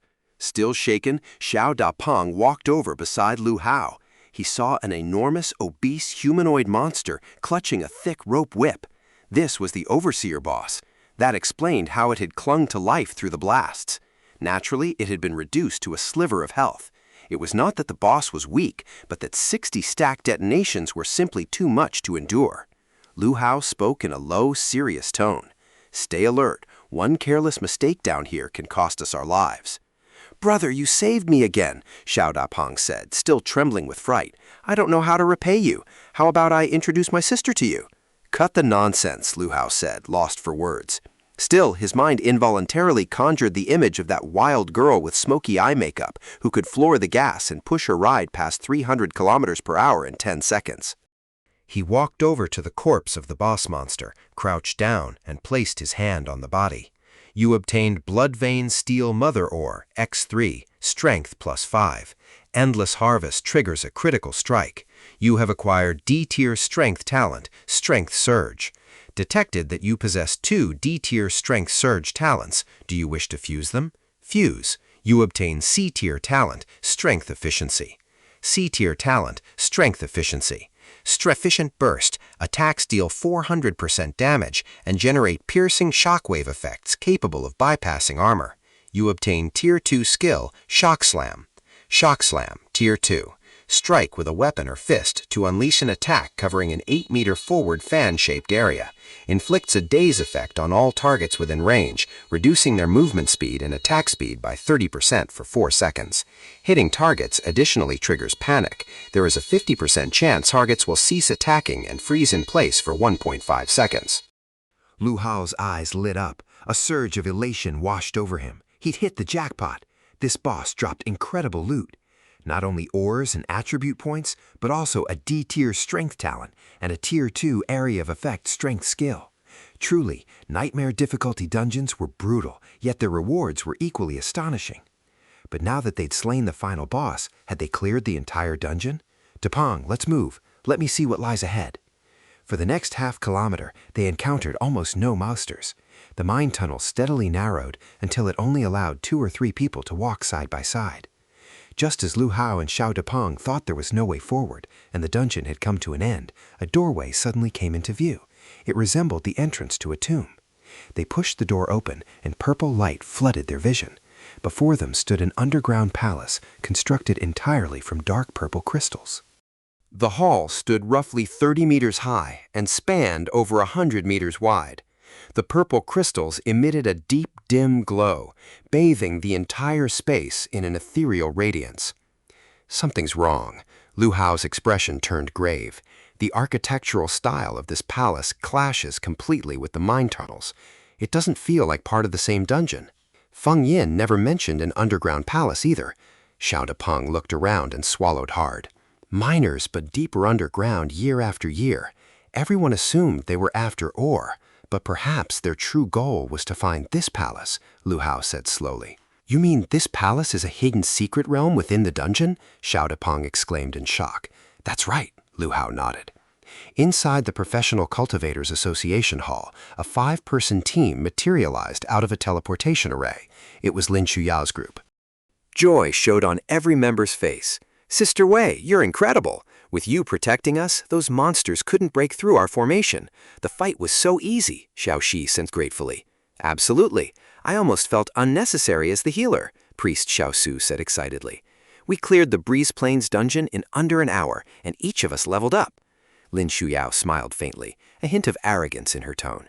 They were merely level 10 ordinary beasts. It would be a farce if any could slip past my guard and reach you.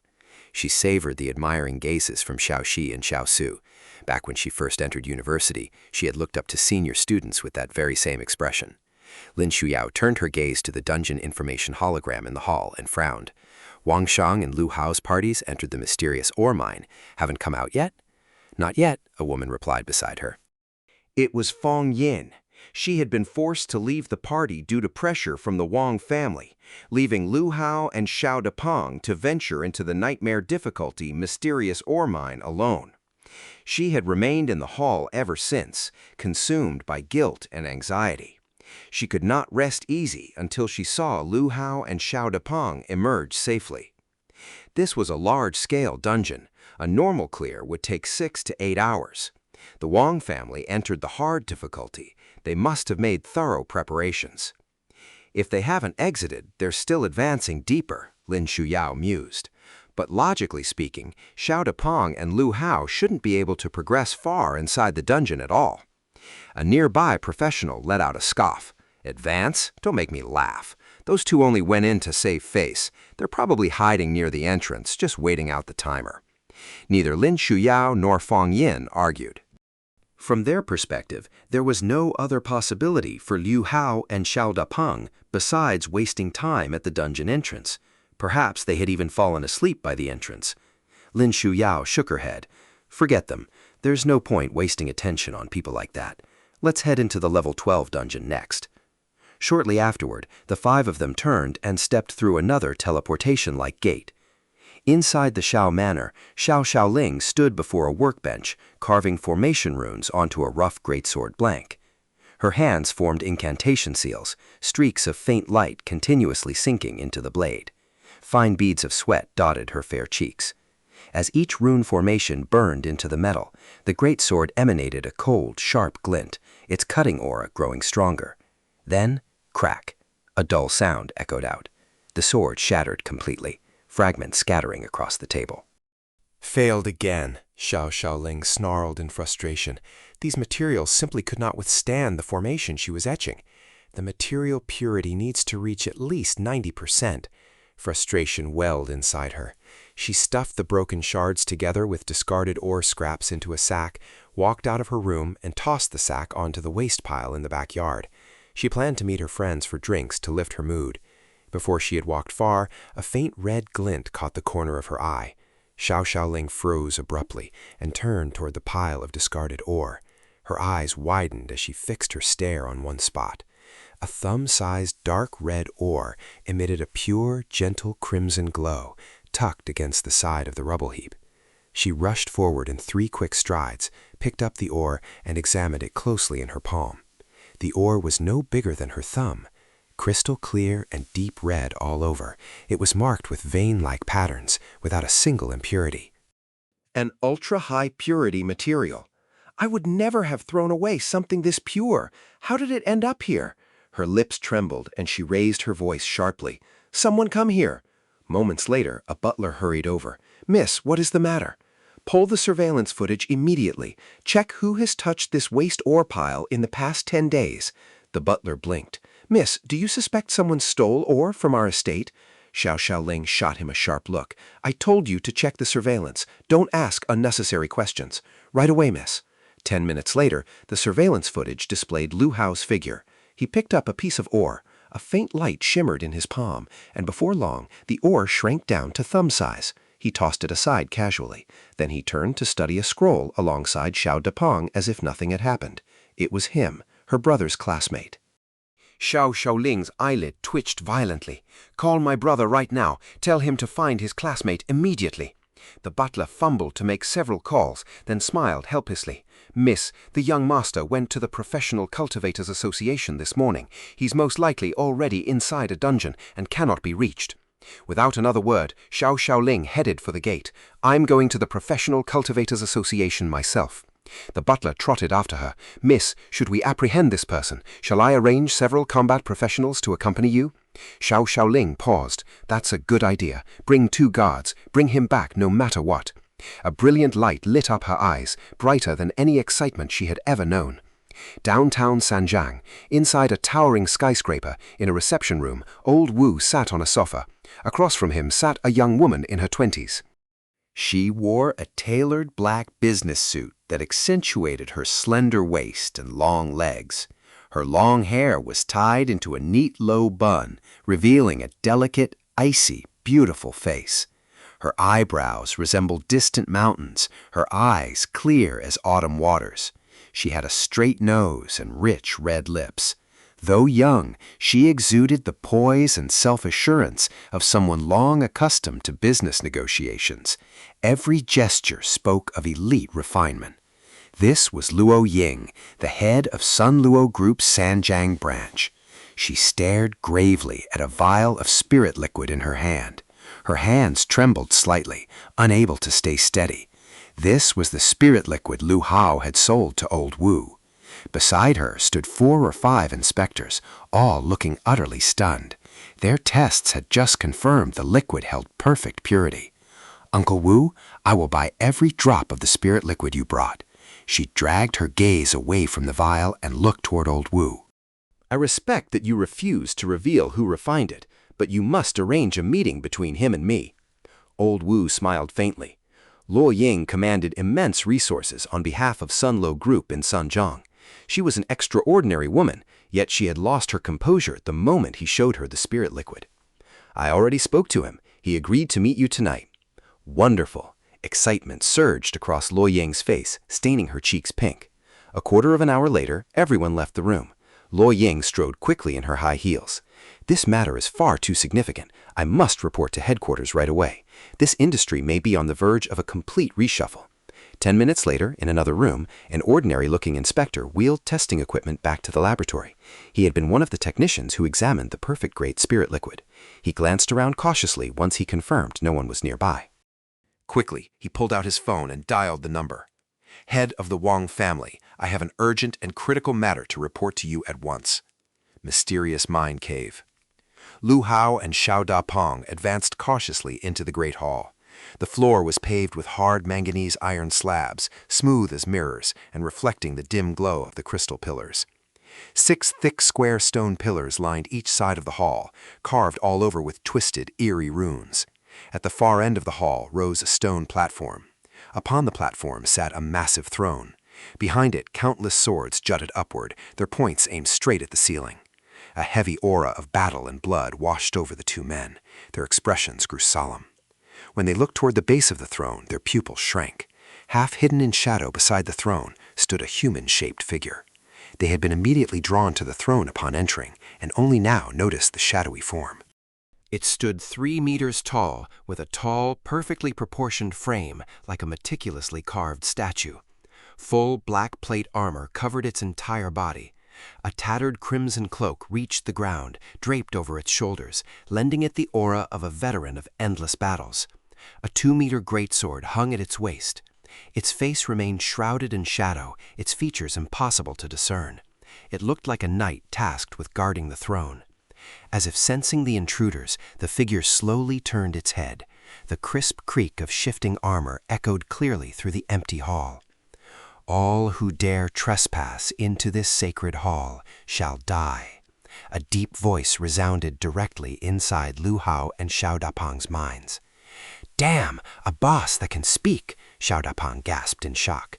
This meant the foe before them was nothing like ordinary beasts or monsters. Both men stepped backwards simultaneously. A crushing pressure emanated from the night, heavy enough to make their souls tremble. Lu Hao took a deep breath and cast Detect. Shadow Knight Keluzid, level 22 boss, shadow empowered. Strength 480, agility 350, spirit 300, constitution 500. Skills Shadow Slash, Shadow Summon. Description: once the sworn guardian knight of an ancient throne. After falling in battle, his soul was bound by shadow energy. Reborn as an undead knight tasked with eternal vigil over this sacred hall. Silent, cold, and tireless, he slays every living being who dares step foot inside. The throne stands empty, yet he has guarded it for countless ages. Lu Hao's eyes widened, a chill ran over his limbs. He knew the enemy would be formidable, but he had never imagined its stats would be this outrageous. He was not certain he could win this fight. He clenched his right fist tight. "You may be powerful, but I am no weakling either. I possess a versatile set of talents. Victory hinges on how precisely I deploy every ability I have." Blazing fighting spirit ignited in Lu Hao's eyes.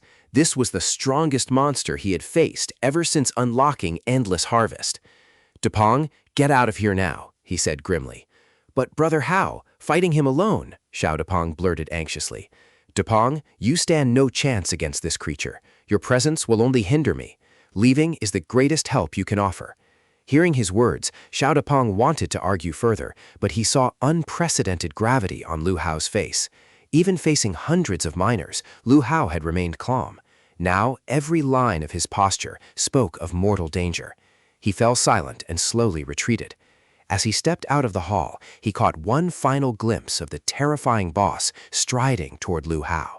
The knight wrapped his hand around the greatsword's hilt, dragging the blade along the stone floor to create a shrill scraping sound. Though still more than 200 meters separated them, overwhelming pressure crashed toward Lu Hao like a tidal wave. Beside the towering knight, Lu Hao looked tiny, like a small boat caught in a raging storm. Xiao Dapeng slid down to sit with his back against the hall wall, behind a doorway. He balled his hands into tight fists. When life or death danger arrived, all he could do was watch helplessly. He was too weak, worthless. "I used to think my family's wealth meant I could live a carefree life, partying every night," he muttered. "But when a true trial of strength arrives, I can only hide away. Wealth means nothing. True courage has nothing to do with money." Xiao Dapeng's eyes grew red. Heavy, thudding footsteps suddenly accelerated through the empty hall. Shadow Knight Keluzid broke into a hunched sprint. His greatsword scraped across the manganese iron ground, carving a glowing white trail of sparks with a piercing whine. 100 meters from Lu Hao, he leaped high and raised the sword overhead. Shadow energy condensed into a black crescent arc along the blade, crashing down toward Lu Hao. At the same instant, red light burst from Lu Hao's left hand, and a fireball shot forward. Keluzid did not even glance at it. His sword swept through the air. A soft crack echoed as the fireball split apart, scattering embers. The sword's momentum never faltered, descending like a crashing mountain. If it landed, Lu Hao would be cut down instantly. Swift step, Lu Hao darted sideways. Boom! The greatsword slammed into the spot where he had stood. Manganese ironstone exploded, shards flying like shrapnel. A terrifying half-foot-deep gash split the ground, spiderwebbing outward with cracks. Lu Hao ducked and circled to the knight's flank, throwing an upward punch toward his waist. Keluzid reacted with impossible speed, dragging his sword horizontally to unleash another black arc of energy. Lu Hao dared not block it. He pushed hard off the ground and launched himself upward. The dark slash skimmed just beneath his feet. Mid-air, Lu Hao twisted his torso, channeling power into his fist and striking toward the knight's neck armor. Keluzid's sword was overextended and too slow to defend. He countered with a punch of his own, meeting Lu Hao's right fist head-on. Boom! The collision unleashed a visible ring of shockwave ripples. Lu Hao flew backward, rolling several times before regaining his footing. Keluzid's massive frame staggered backward more than 3 meters before stabilizing. Several cracks spiderwebbed across the gauntlet on his left hand. If this had been an ordinary exchange of blows, Lu Hao would have suffered, as his base strength fell short of the knight's. But Lu Hao had unleashed the second-tier skill Concentrated Strike, focusing all his power into a single point to deal 4 times standard physical damage. A cold smirk tugged at Lu Hao's lips. "You are strong, but I am far from easy prey." "You dare dishonor the first knight beneath this throne!" "You deserve death!" Keluzid's roar boomed through the hall. Thick black shadow energy erupted from every gap in his armor, swirling into a violent vortex around his body. He lifted his greatsword once more. Shadow power coated the blade.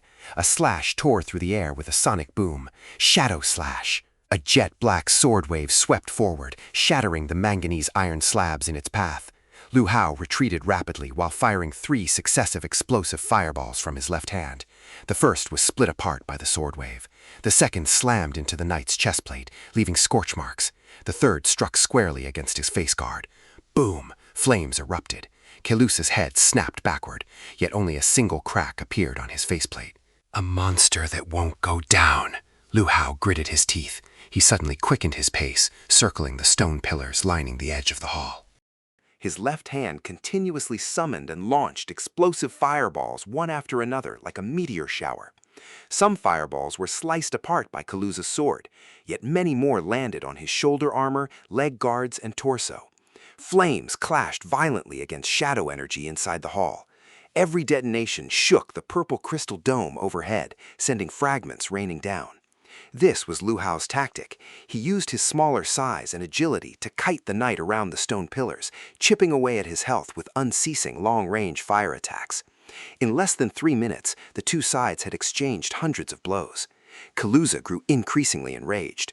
"Vile human, will you not face me in honorable knightly combat?" Lu Hao was also under immense strain. His foe was simply too powerful. He gasped for breath, his stamina bar plummeting rapidly. It hit empty, and he instantly refilled it, only for it to drain away again in the blink of an eye.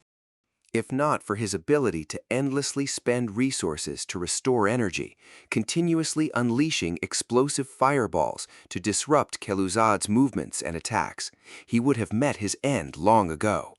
Keluzid could withstand countless strikes from him, yet he could not afford to take even a single blow from the knight's greatsword. Even a half-strength strike would seal his fate right here. For this reason, every single second, every millisecond, his nerves were stretched taut to the breaking point. His enhanced vision locked firmly onto Keluzid's attack trajectories, not daring to slack off for even a moment. Outside the doorway, Xiao Dapeng slumped against the temple wall. Every explosion sent a sharp jolt through his heart.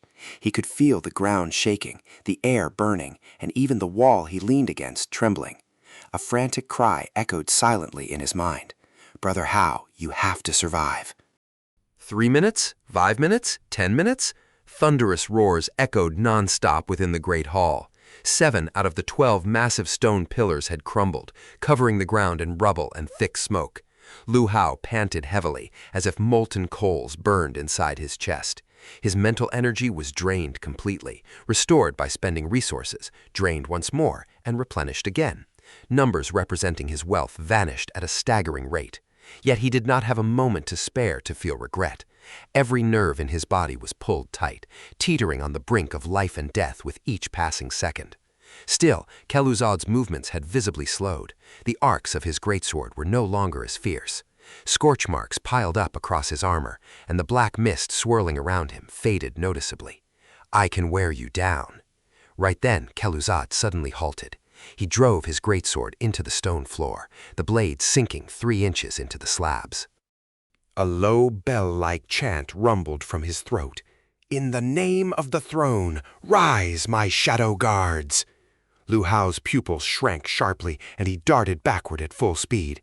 The next instant, 8 shadowy figures emerged from the darkness beneath Keluzid's feet. Each stood 2 meters tall, taking varied forms. Some resembled twisted wolves, others mummified infantrymen. 2 towering muscular humanoid shadows each wielded a long whip. They were none other than shadow forms of the mine's bosses. 8 pairs of eerie green eyes lit up within the shadows, all locking onto Lu Hao in unison. In that instant, the oppressive aura filling the hall more than doubled. The air seemed to thicken, making every breath a struggle. The presence of the 8 elite threats intertwined with Keluzid's shadow power, threatening to tear apart the space around them. Xiao Dapeng, peering through the crack in the door, froze rigidly.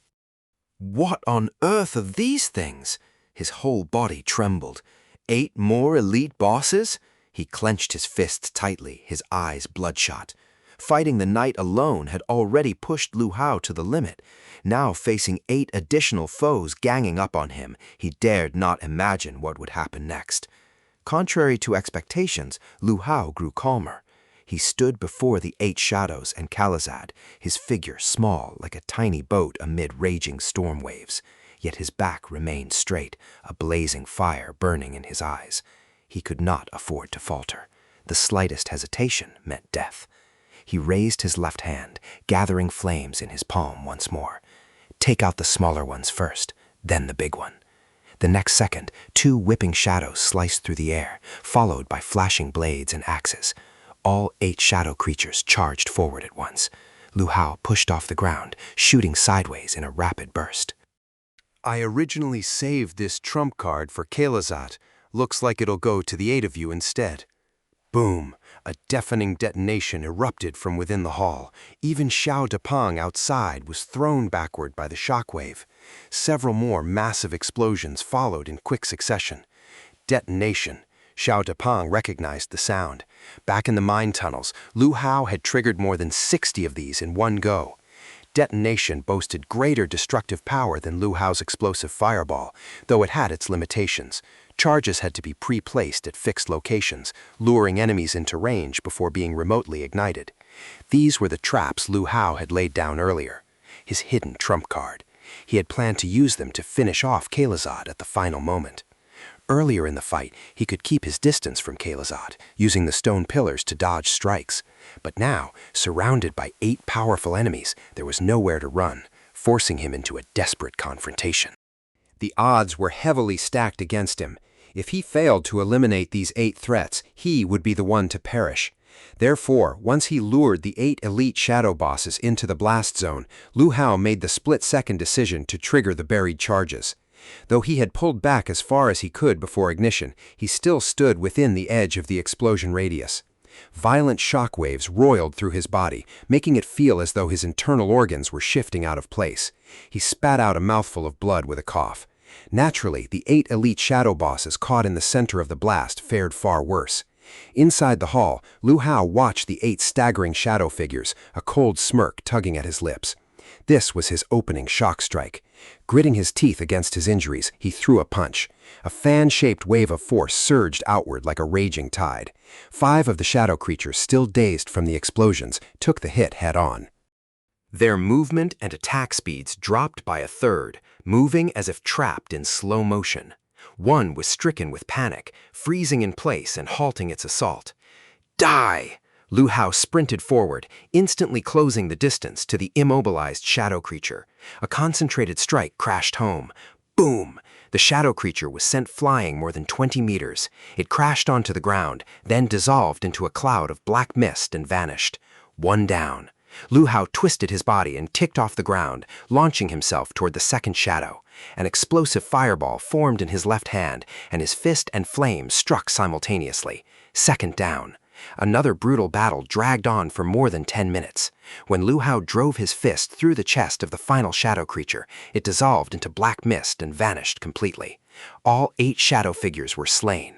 Silence fell over the hall, broken only by Lu Hao's ragged, wheezing breaths echoing through the space. His hands and feet trembled faintly. The force of the blasts and shadow energy had torn his clothes into tattered rags. Dozens of wounds crisscrossed his arms and back. Blood dripped from his forearms onto the shattered stone slabs, pooling into dark red puddles.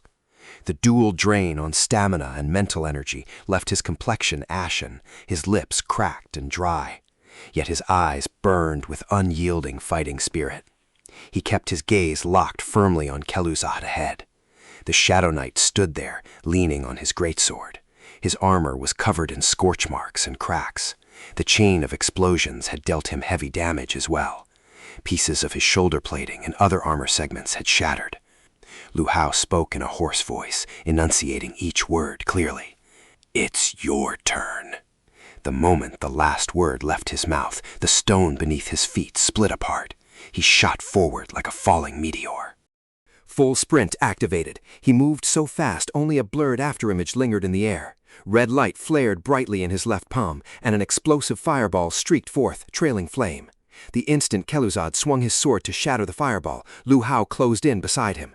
He channeled concentrated strike to its maximum limit, his fist carrying quadruple strength, amplified by the shocking penetration power granted by his C-rank talent. He slammed it hard against the armor joint covering the right knee of the Shadow Knight. Crack! A sickening sound of splintering metal rang out across the hall. The knee guards on Keluzid's leg fractured piece by piece. His entire right leg buckled, and his body lurched sideways. The Shadow Knight roared in rage and agony. A ruthless grin tugged at Lu Hao's mouth.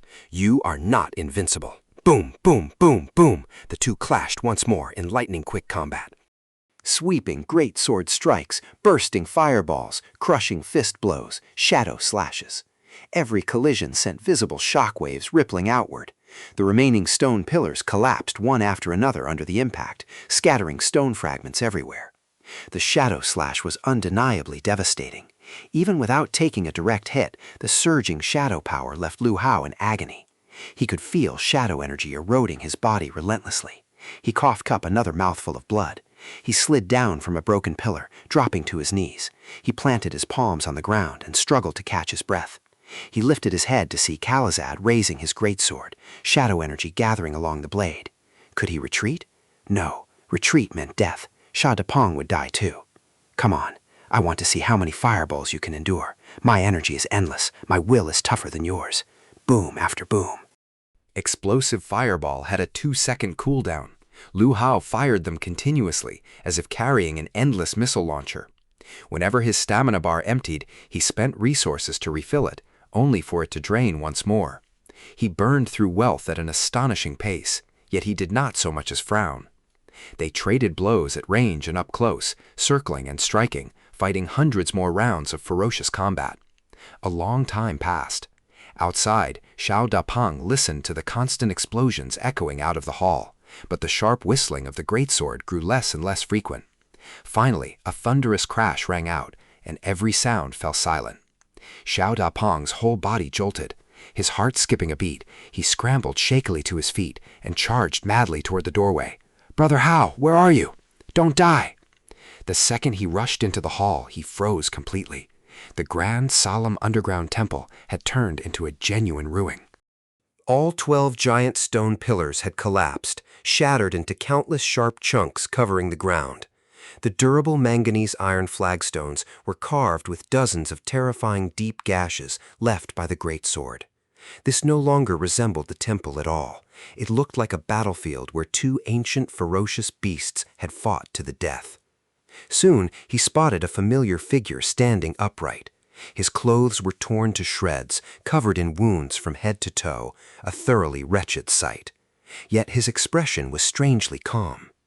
Before him lay a corpse, the body of the Shadow Knight, Keluzid. "Brother Hao, we won!" Tears of joy streamed down Xiao Dapong's face as he shouted and sprinted forward. Lu Hao had finally defeated this strange boss and survived, but his condition was utterly dire. Xiao Dapong quickly checked Lu Hao's injuries, then pulled out a vial of red potion and handed it over. Medium recovery potion restores vitality. Lu Hao took it and drained it in one gulp. His wounds began to heal rapidly before their eyes. Xiao Dapong looked around the hall once more. Everywhere lay wreckage and scars marking the brutal battle. Shock overwhelmed him completely. He had not witnessed the fight firsthand, yet the devastated landscape alone let him imagine the earth-shaking clash that had unfolded here. If anyone hadn't seen this with their own eyes, who would believe this destruction came from a man who had only advanced to his new class a few days ago, taking down a boss of this caliber single-handedly? No one would believe it if word got out. Xiao Dapong wandered slowly, gazing at the wreckage and muttering to himself in awe. How ridiculous. Everyone thought he was just a production specialist or a low-level fire mage. If his true strength were revealed, it would shake the world. Just how powerful is he? Incredible. Absolutely incredible. Xiao Dapong ran a hand along a deep sword mark etched into a half-broken pillar. He gasped in shock. If that strike landed on me, my head would be severed instantly. I'd die on the spot. Lu Hao was not as badly hurt as he appeared. He had dozens of wounds, but all were superficial injuries. Only his tattered clothes made him look disastrous. At that moment, what Lu Hao felt was not pain, but surging excitement deep inside. This battle had been a fight between life and death. One wrong move at any point, and the corpse on the ground would have been his, not Keluzid's. Still, the rewards from this fight were unimaginably generous. It filled him with exhilaration. It was all worth it, every bit worth it. Before Xiao Dapong rushed in after Keluzid fell, Lu Hao had already used Endless Harvest on the knight's corpse. Your Endless Harvest triggered a critical harvest. You harvested Profound Origin Strength. Strength plus 10, Obsidian Starstone X3, Blue Vein Cold Iron Ore X3. You obtained C-Rank Talent, Heart of Shadow. Heart of Shadow, C-Rank Talent.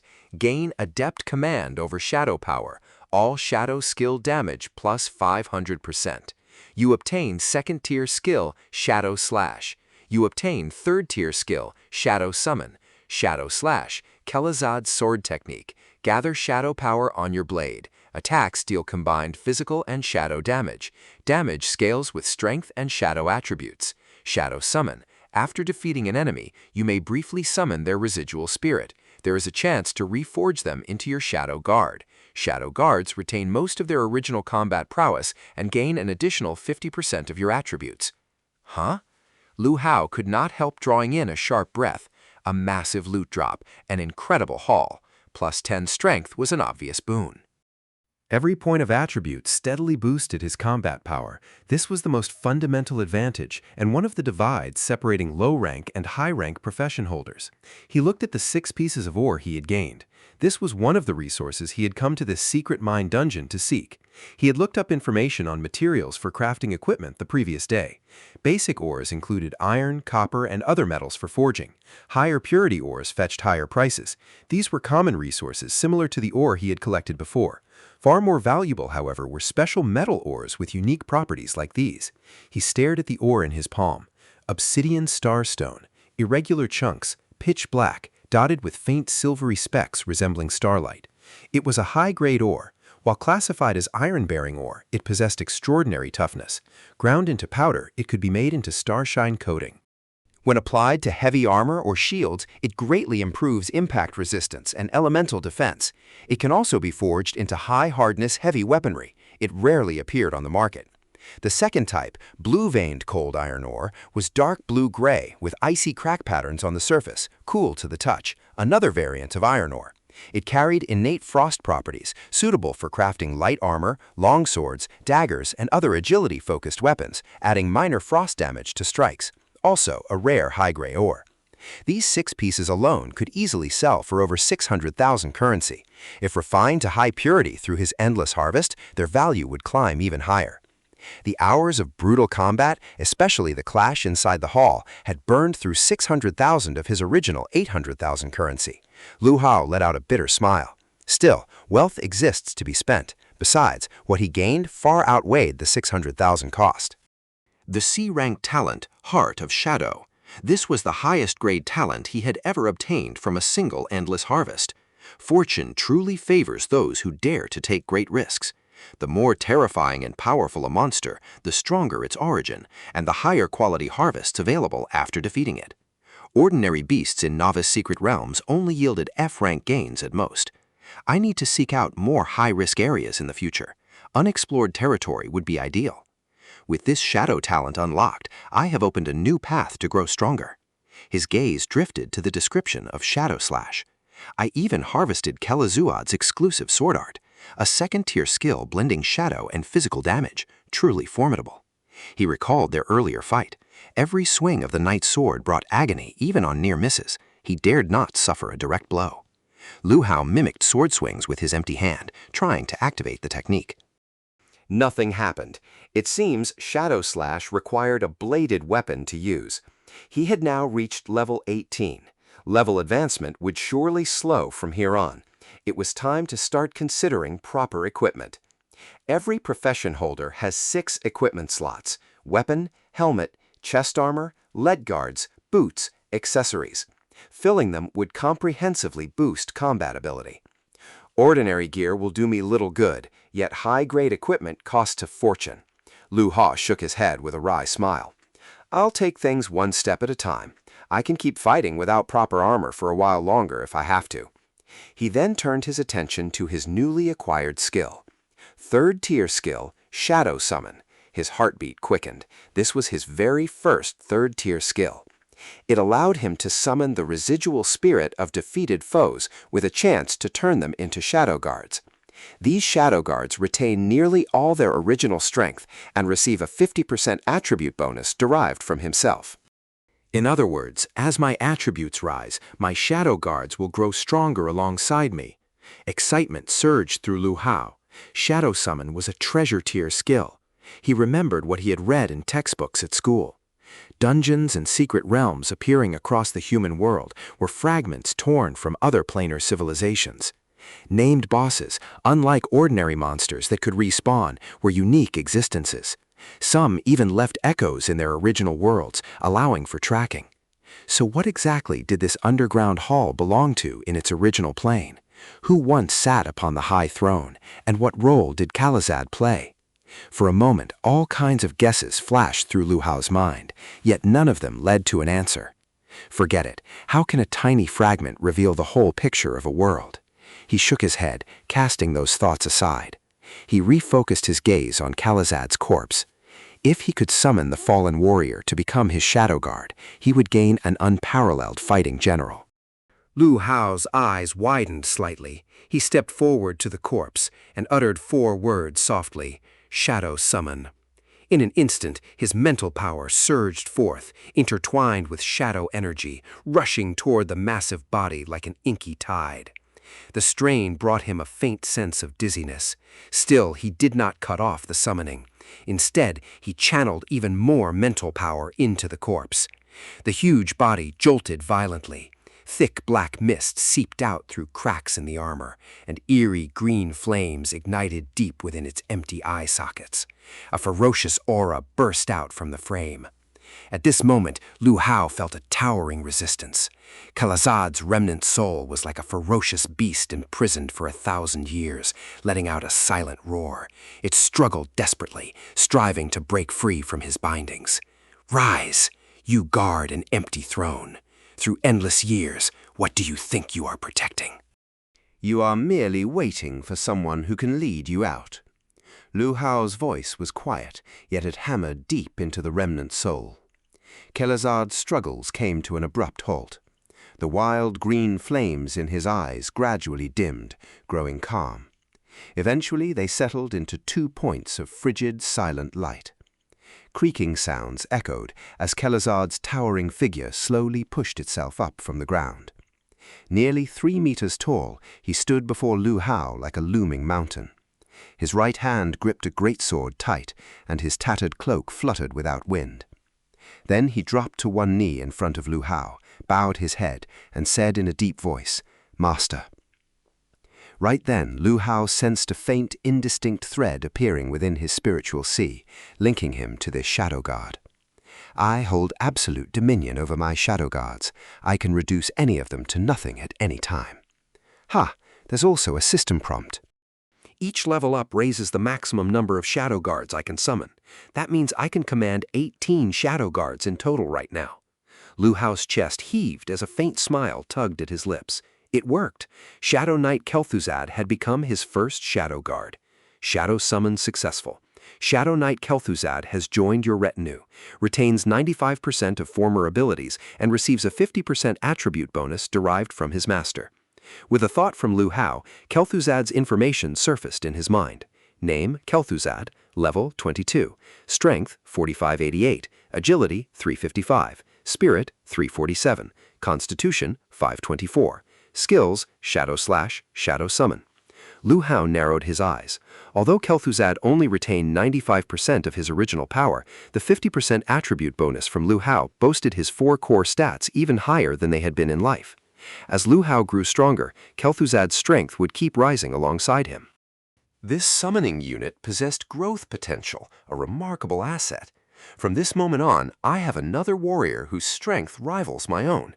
Upon gaining his first Shadow Guard, Lu Hao noticed a Shadow Guard space unlocked on his status panel, allowing him to store and retrieve his summoned warrior at will. He opened his personal panel. Name, Lu Hao, level 18, attributes, strength 88, agility 45, spirit 133, constitution 98, distributable attribute points 24, class talent, endless harvest, strength talent, strength efficiency rank, skills, power strike, 2nd tier, heavy stunning blows, 2nd tier, agility talent, nimbleness, F rank, skills, swift step, 1st tier, enhanced vision, 1st tier, enhanced smell, 1st tier, spirit talent, fire element affinity, E rank, mental perception, F rank, skills, explosive fireball, 2nd tier, mimic camouflage, 1st tier. Shadow talent, shadow heart, C rank. Skills, Shadow Slash, 2nd tier, Shadow Summon, 3rd tier, Shadow Guard Swap, exclusive skill. Not only had his 4 core attributes, talents, and skills undergone extensive updates, but he had also automatically comprehended a new skill, Shadow Guard Swap. Shadow Guard Swap, exchange positions between the Master and a Shadow Guard, cooldown 5 hours. Excellent, another extremely powerful skill. A sudden cry rang out. "Brother Hao, how is he alive again?" Xiao exclaimed in shock. He had been busy examining the ruined hall and had not noticed Lu Hao summoning Keluzid as a shadow guard. "Brother Hao, get back!" Xiao Dapeng's eyes blazed with alarm. Without hesitation, he shifted his footing and darted toward them. He reached out with his left hand to pull Lu Hao away, while a crossbow materialized in his right hand. He pulled the trigger without hesitation, firing a bolt straight at Keluzid. Faced with the incoming projectile, the impassive Keluzid moved. He lifted his right hand and swatted the bolt aside with his greatsword. His left hand shot forward, seizing Xiao Dapeng by the collar and lifting him high off the ground. In merely a single exchange, Xiao Dapeng was rendered completely helpless in his grasp, like a frail chick. Xiao Dapeng's face turned pale. "Brother Hao, run!" "Let him go." At Lu Hao's thought, Keluzid set Xiao Dapeng down at once.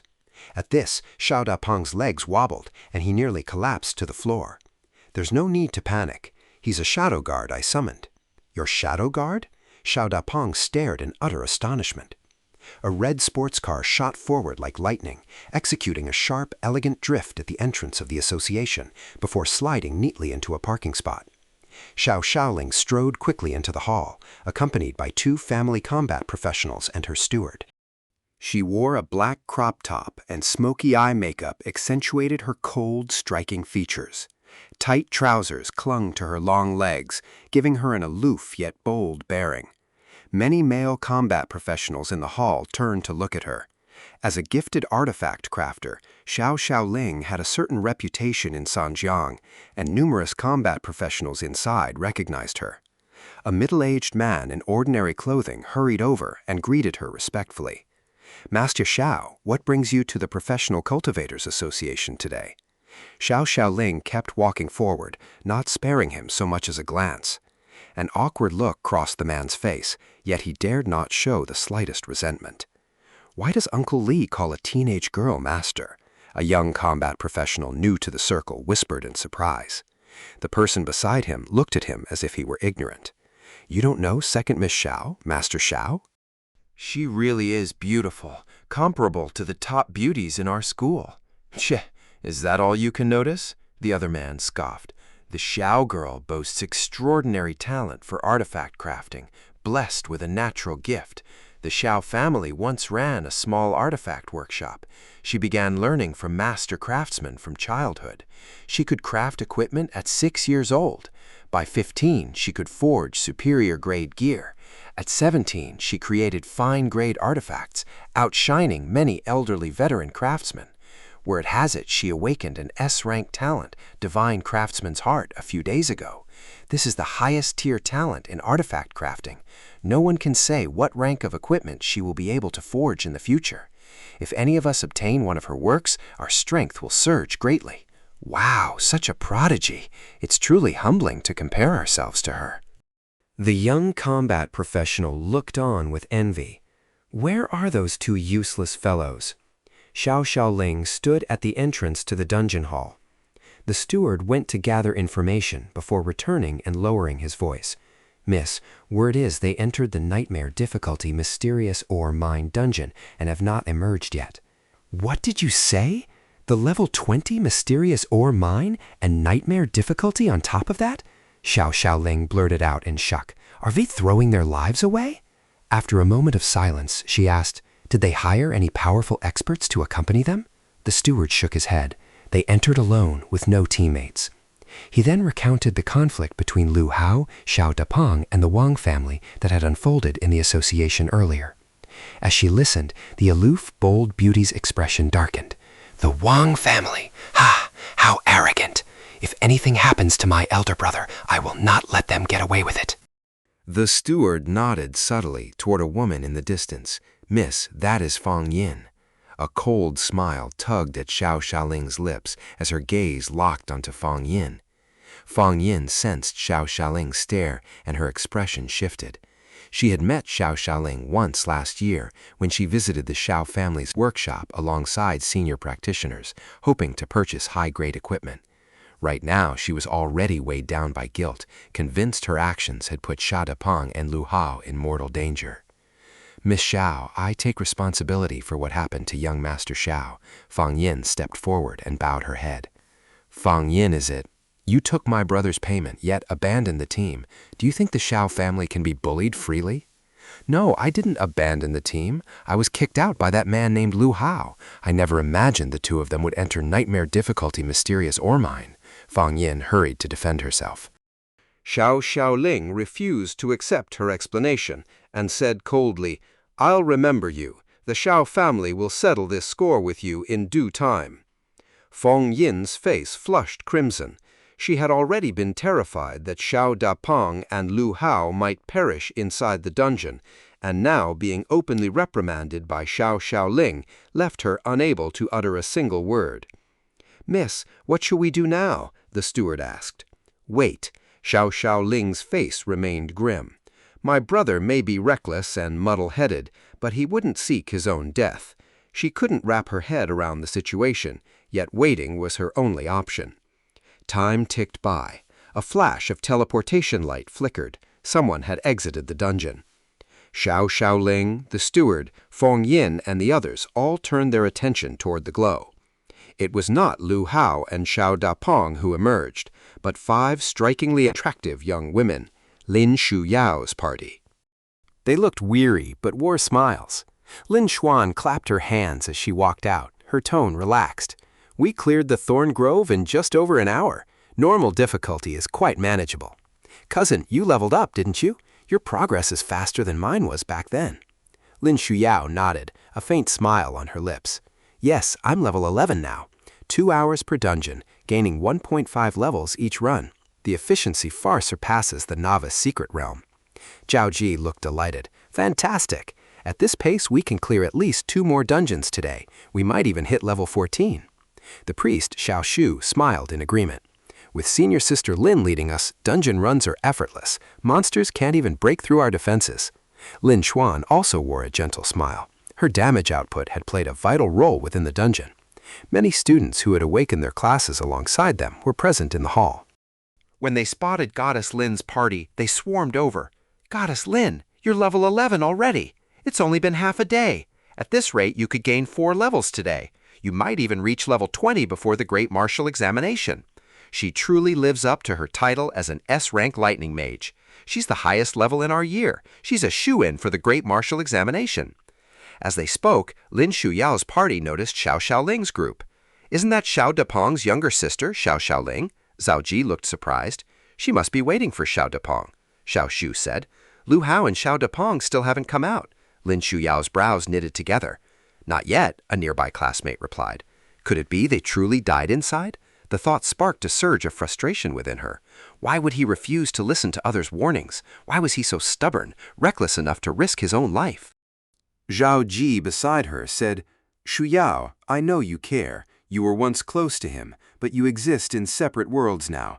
You are a peerless talent destined to enter top universities and rise to the pinnacle of combat professionals.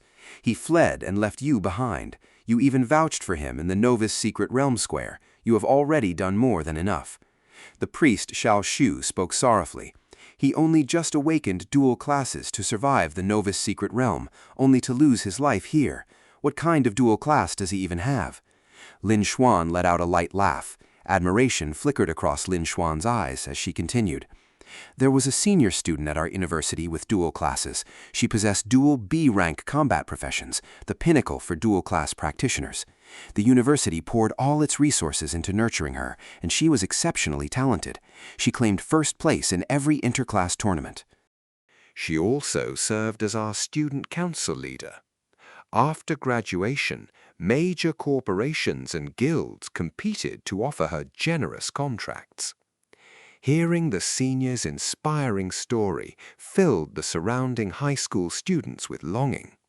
Stories of extraordinary figures from universities were what students craved most. Yet thinking of Lu Hao, another dual-class holder, truly both dual-class practitioners, yet fated for vastly different lives. "Senior Sister Lin Xuan, have you ever cleared the mysterious ore mine?" someone suddenly asked. Lin Xuan wore an air of quiet pride and smiled calmly. "I have cleared it, even on hell difficulty." "Senior, you actually beat it. Hell difficulty, no less," several people exclaimed in shock. Last winter break, several classmates from influential families visited Sangha, and we formed a team to challenge it together. Wow, Senior, you're incredible. The crowd showered her with praise. Is the dungeon difficult? It is extremely challenging. Lin Wei's expression turned solemn, especially the large mining field inside. Back then, our 5 party members were all level 20 advanced combat professionals, equipped with top-tier gear, and we needed 3 attempts just to scrape out a victory. The high school students listened intently, full of yearning for university life and powerful combat professionals. At that moment, light flickered once more at the mysterious ore mine teleportation portal. A voice cried out, "Someone's coming out of the mysterious ore mine." In an instant, every gaze in the hall swiveled toward the light. They had finally decided to emerge. Shaoling's face clouded with anger. She was truly furious. However, when the glow faded, the figures stepping forward were not Lu Hao and Xiao Dapeng. It was Wang Shang, Xiao Hong, and 3 Wang family retainers. Though wounded and exhausted, they brimmed with excitement.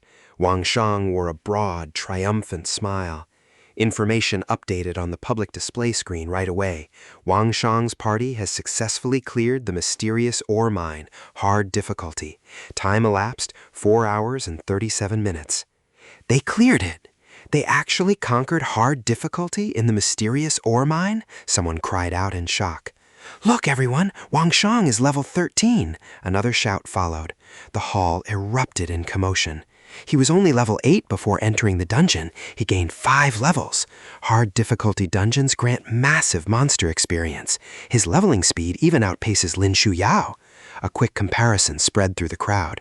Lin Shuyao arrived at level 9 and is now level 12. Wang Shang entered at level 8 and hit level 13. He has overtaken her by 1 level. Wang Shang had spotted Lin Shuyao's party and heard the crowd's astonished murmurs. His smile grew more arrogant. He strode up to Lin Shuyao, his tone edged with provocation. "Lin Shuyao, your leveling pace is rather slow, though I suppose that makes sense.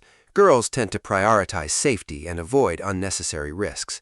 His words subtly mocked Lin Shuyao's group as sheltered blossoms, despite her S-rank talent. Lin Shuyao's expression darkened, and Zhou Shi and the others glared angrily. Lin Wei, however, nodded and offered a measure of acknowledgement. Clearing hard difficulty in the mysterious ore mine is no small feat, even if the Wang family poured immense resources into this run. 3 veteran retainers leading the team, countless potions and supplies, victory would have eluded them without their willingness to take great risks. Wang Shang had been outshone by Lin Shuyao in the novice secret realm the previous day, and slapped by his father afterward. He had simmered with frustration all night. Now that he had surpassed Lin Shuyao, he savored his hard-won triumph. Pulling ahead of her meant he was temporarily the highest level among all students in Sangha's current cohort. His desperate struggle within the mysterious ore mine had nearly cost him his life during the battle at the mining field, yet it had all been worthwhile. Bathing in the admiring and worshipful stares from fellow students around him, Wang Shang had never felt so triumphant. Wang Shang swept his gaze across the hall and raised his voice. "I said it before, first place among Sangha's current cohort belongs to me." The hall fell silent. Even Lin Shuyao's party could find no retort. By all appearances, he had won, at least for the time being. Wang Shang radiated unshakable confidence. He folded his arms and looked down on everyone, embodying the image of Sangha's rising new star. He sneered. "I recall Lu Hao and Xiao Dapeng wanted to try their luck here earlier, yet no one was willing to team up with them." Those 2 couldn't join open field dungeon parties and were locked out of the novice secret realm. Where have they vanished to? At his question, someone nearby muttered quietly, "Right after your party entered the mysterious ore mine, the 2 of them headed into the same dungeon." "What?" Wang Shang's eyes turned cold. "So, someone ignored my earlier warning. I wonder who dared bring them along." The person quickly added, "No one teamed up with them. They went in as a pair, just the 2 of them." Another person swallowed hard and spoke up. "Young Master Wang, they selected nightmare difficulty." Wang Shang froze for a moment, as if unable to believe what he heard. He then burst into loud laughter. Ha! Nightmare difficulty! Did I hear that correctly? Those two level 6 trash entering nightmare difficulty mysterious ore mine? Young Master Wang, they must have lost their wits from your intimidation, Xiao jeered. Once he finished laughing, Wang Shang's tone turned frigid. I led a full 5-person team with 3 level 20 retainers equipped with top-tier gear just to attempt hard difficulty. What possible qualifications do those 2 losers have to challenge Nightmare? Someone curried favor with him. We suspect they simply huddled near the dungeon entrance and idled the entire time. Wang Shang laughed. This might be the biggest joke Sundis sees all year. In the distance, Feng Yin hung her head, her face burning red, her hands clenched tight. If this truly was a joke, it stemmed from her choice to leave the team. Shaoling leaned against a pillar, a cold smirk playing on her lips. She said nothing, yet her eyes grew icier by the second. Wang Shang turned toward Ling Shuyao, his tone mocking. Ling Shuyao, you seemed quite concerned about Lu Hao. Where is he now? The person you care about is waiting for death inside nightmare difficulty. Will you head in to save him? Lin Shuao's expression turned ugly. Wang Shang, do not push things too far. Wang Shang shrugged, looking utterly disdainful. Push things too far? I wonder how long the Lin family can keep protecting him. Right then, light flickered once more at the mysterious mine teleportation portal. Another group was exiting. Every head whipped around. 2 figures stepped out slowly. Who else could they be but Lu Hao and Xiao Dapeng? Speak of the devil, and he shall appear. Moments earlier, everyone had mocked the pair for being reckless, foolish, and lacking self-awareness. They had all assumed the 2 simply lingered idly near the dungeon entrance after entering. But at this moment, Xiao Dapeng was faring better, merely covered in dust and looking somewhat disheveled. Lu Hao, however, wore clothes torn into rags, his body crisscrossed with wounds stained with blood, his appearance utterly miserable. Ha ha ha ha! Unrestrained laughter rang out. Wang Shang pointed at Lu Hao, his voice cold and arrogant.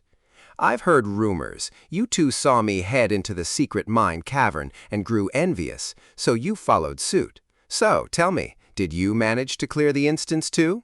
Xiao Hong also jeered sarcastically. Yet what I heard says you 2 loitered near the entrance, pretending to be busy, only to be chased out of the dungeon by wandering monsters.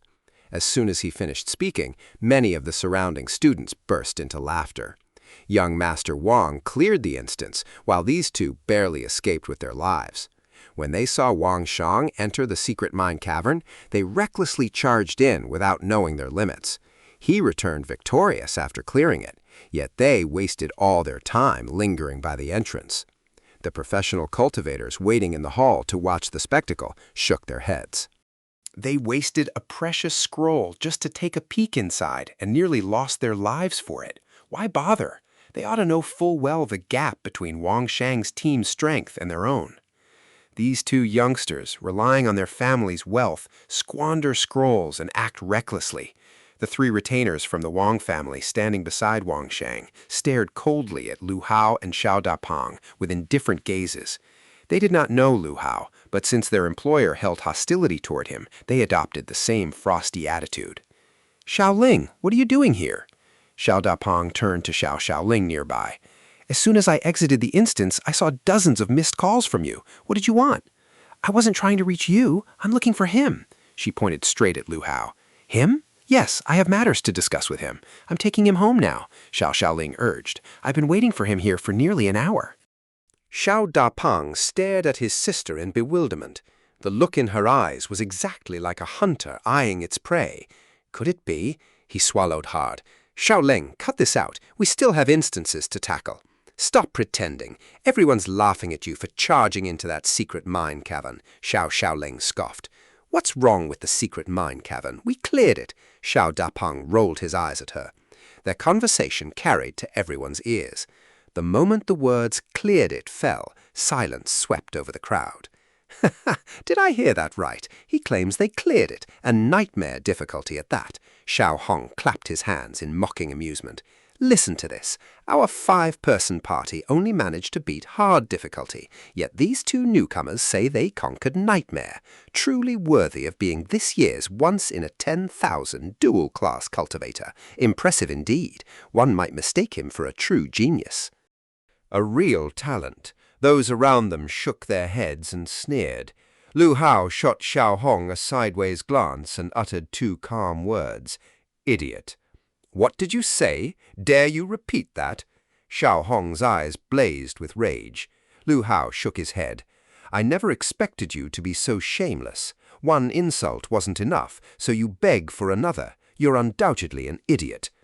Lu Hao, keep up your act. Let me warn you. Cross me, cross the Wang family, and I will grind you into the dirt. You will never level up again.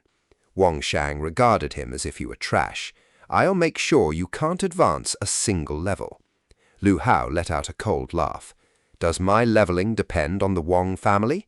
How can people like you even exist? If the Professional Cultivators Association hadn't banned fights here, he wouldn't waste words taunting them. He would have taught them a lesson long ago. Wait! Someone suddenly cried out in shock. Look at the screen notifications. Oh my God! Everyone followed the man's gaze toward the instant scrolling bulletin board. The usual flood of instant updates on the large display had vanished entirely. Only one glowing line of text remained. The Professional Cultivators Association congratulates Lu Hao and Xiao Dapeng's 2-man party on being the first to clear the mysterious ore mine on Nightmare difficulty. Time elapsed 4 hours and 47 minutes. At the same time, loudspeakers across the entire building crackled to life, broadcasting the exact same announcement. The Professional Cultivators Association congratulates Lu Hao and Xiao Dapeng's 2-man party. The announcement echoed through every corner of the building. In an instant, the noisy hall fell completely quiet. The area around the teleport exit where Lu Hao stood was swallowed by dead silence. Every single person turned their heads, all eyes locking onto Lu Hao and Xiao Dapeng. After a long pause, someone spoke in a stunned murmur. Cleared it? How is this possible? That's the Nightmare difficulty of the mysterious ore mine. This instance has existed for more than a year. Countless cultivators across the entire city have tried and failed to conquer Nightmare difficulty, yet these 2 freshmen pulled it off. Just 2 minutes earlier, Senior Lin Wei had been confidently expounding on dual-class cultivators, recounting the legend of 5 university students clearing the hell difficulty of the mysterious ore mine, while Wang Shang, the junior, had arrived with 3 retainers after clearing hard difficulty. Boasting a higher level than Lin Shuya, he had declared his ambition to become the strongest in Sanja. Now all of them had been publicly humiliated. The higher someone had boasted, the more awkward they felt in this moment. All those tales of elite teams, careful planning, valiant challenges, and glorious achievements. The Nightmare difficulty, deemed an insurmountable barrier. 2 level 6 newcomers, written off by everyone as useless, had shattered that barrier effortlessly. I'd sooner believe in divine intervention than accept that those 2 beat the Nightmare difficulty of the mysterious ore mine. No one could wrap their head around this. How exactly did they manage it? If word spread that Wang Shang's team had cleared the Nightmare difficulty of the mysterious ore mine, people might have entertained the idea. But these 2, it was utterly unbelievable. Students and veteran professional cultivators alike stared in shock as if they had seen a ghost. The scene overturned all common sense. News of this would spread rapidly. It would not only stir up the student community, but send shockwaves rippling through the entire cultivator circle. Members of the Crown Prince Guild would likely kick themselves once they heard. Amid the tangled silence and rising commotion, someone muttered unconsciously, "If they cleared Nightmare difficulty, wouldn't they gain massive amounts of experience?" The voice was soft, yet it jolted everyone. Right! Their levels would speak for themselves. Everyone focused their attention to check Lu Hao and Xiao Dapeng's basic status panels. The next second, silence crashed over the crowd once more. "Holy hell!" one man shouted aloud. "Lu Hao is level 18? That's absurd! Is this real? Good heavens, it's level 18! Look, Xiao Dapeng is level 14 too! Unbelievable! Does the nightmare difficulty of the mysterious ore mine grant that much experience? That means even Xiao Dapeng outranks both Wang Shang and Lin Shuyao. If the revelation of their instance clear was a depth charge detonating underwater, the sight of their levels was a tsunami sweeping everything away. Everyone knew how difficult leveling became once past level 10. Even the talented S-ranked Lin Shuyao, with senior support and victory in the novice secret realm, had only just reached level 12. Backed by the Wang family's 3 retainers and endless resources, Wang Shang had only hit level 13 after conquering hard difficulty, and now Lu Hao stood at level 18. Even Xiao Dapeng, the wealthy playboy, had reached level 14. Both of them towered far above the 2 rising talents. Most staggering of all was Lu Hao's level 18. He had only undergone class awakening a few days prior. Everything defied all expectations. Lin Shuyao watched Lu Hao with complicated emotions. She stood among the top students of her year in Sanja.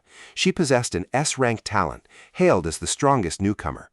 Her family boasted the renowned warrior Lin Xuan, and her looks always drew crowds of admirers.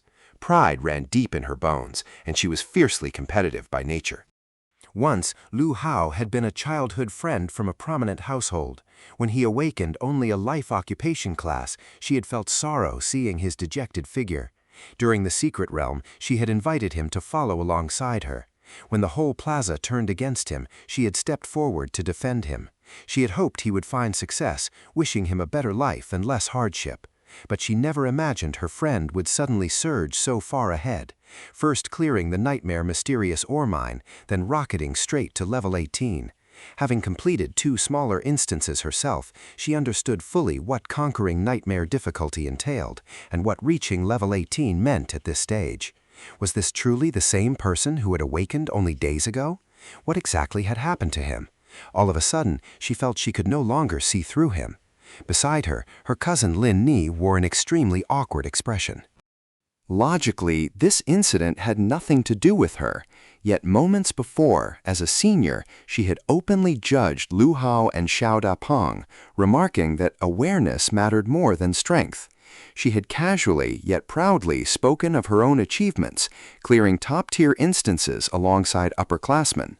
The admiring gazes of younger students had filled her with satisfaction. Now, Lu Hao had not only cleared nightmare difficulty, but reached level 18. She had studied at university for half a year and had only reached level 20 even with that head start. This newly awakened freshman had accomplished something she could not even dare imagine. She felt overwhelming embarrassment.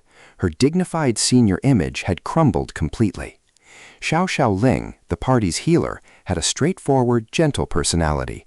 She had fair skin and a delicate oval face with soft, youthful features. Public opinion had painted Lu Hao in an extremely negative light, abandoning allies, rude and arrogant, overestimating his own strength. Yet when she saw the 2 emerge from the teleport station, her first feeling was relief. Thank goodness they made it out alive. To her, human lives mattered above everything else.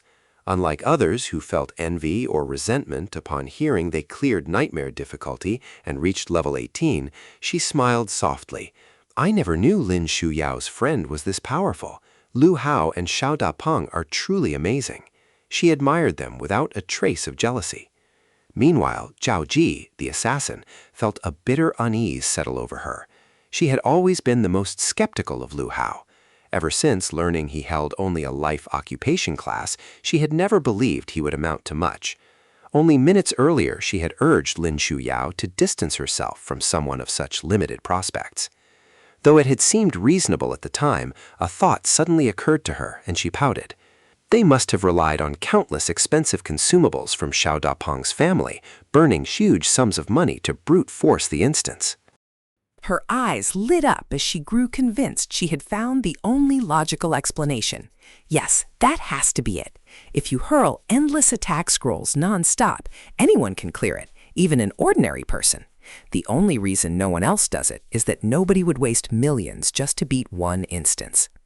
Many bystanders nodded in agreement as she spoke. It seemed the only plausible theory. Standing close by, Lin Xuan had remained quiet, yet she had not taken her eyes off Lu Hao for a single moment. She shook her head internally. They were all wrong, terribly wrong. She was now 100% certain Lu Hao was Yan, the person who had slain a level 10 elite iron spine bear with nothing but his fists and feet, the man who had saved them. Only strength like his could conquer the Nightmare Mine Cavern. Only he could reach level 14 right after leaving the Novice Secret Realm, then rise all the way to level 18 after the Secret Mine Cavern. Everything lined up perfectly. Good heavens, how could such a person exist? Was he truly a fellow student who had only just awakened his occupation? What a deceptive life occupation cultivator! What a supposedly worthless E-rank fire mage with dual classes! Lin Shuyao had been misled. Shaoling, Senior Lin, all of them had been fooled. Wang Shang could not see the truth either. He had deceived everyone. Clad in her archer leather armor, Lin Xuan's breathing quickened with excitement. Why had he chosen to hide his true strength? He was truly a man shrouded in mystery. A powerful urge suddenly welled up inside her. She burned with curiosity. She wanted to uncover every secret about him. Once the thought took root, restlessness gnawed at her without end.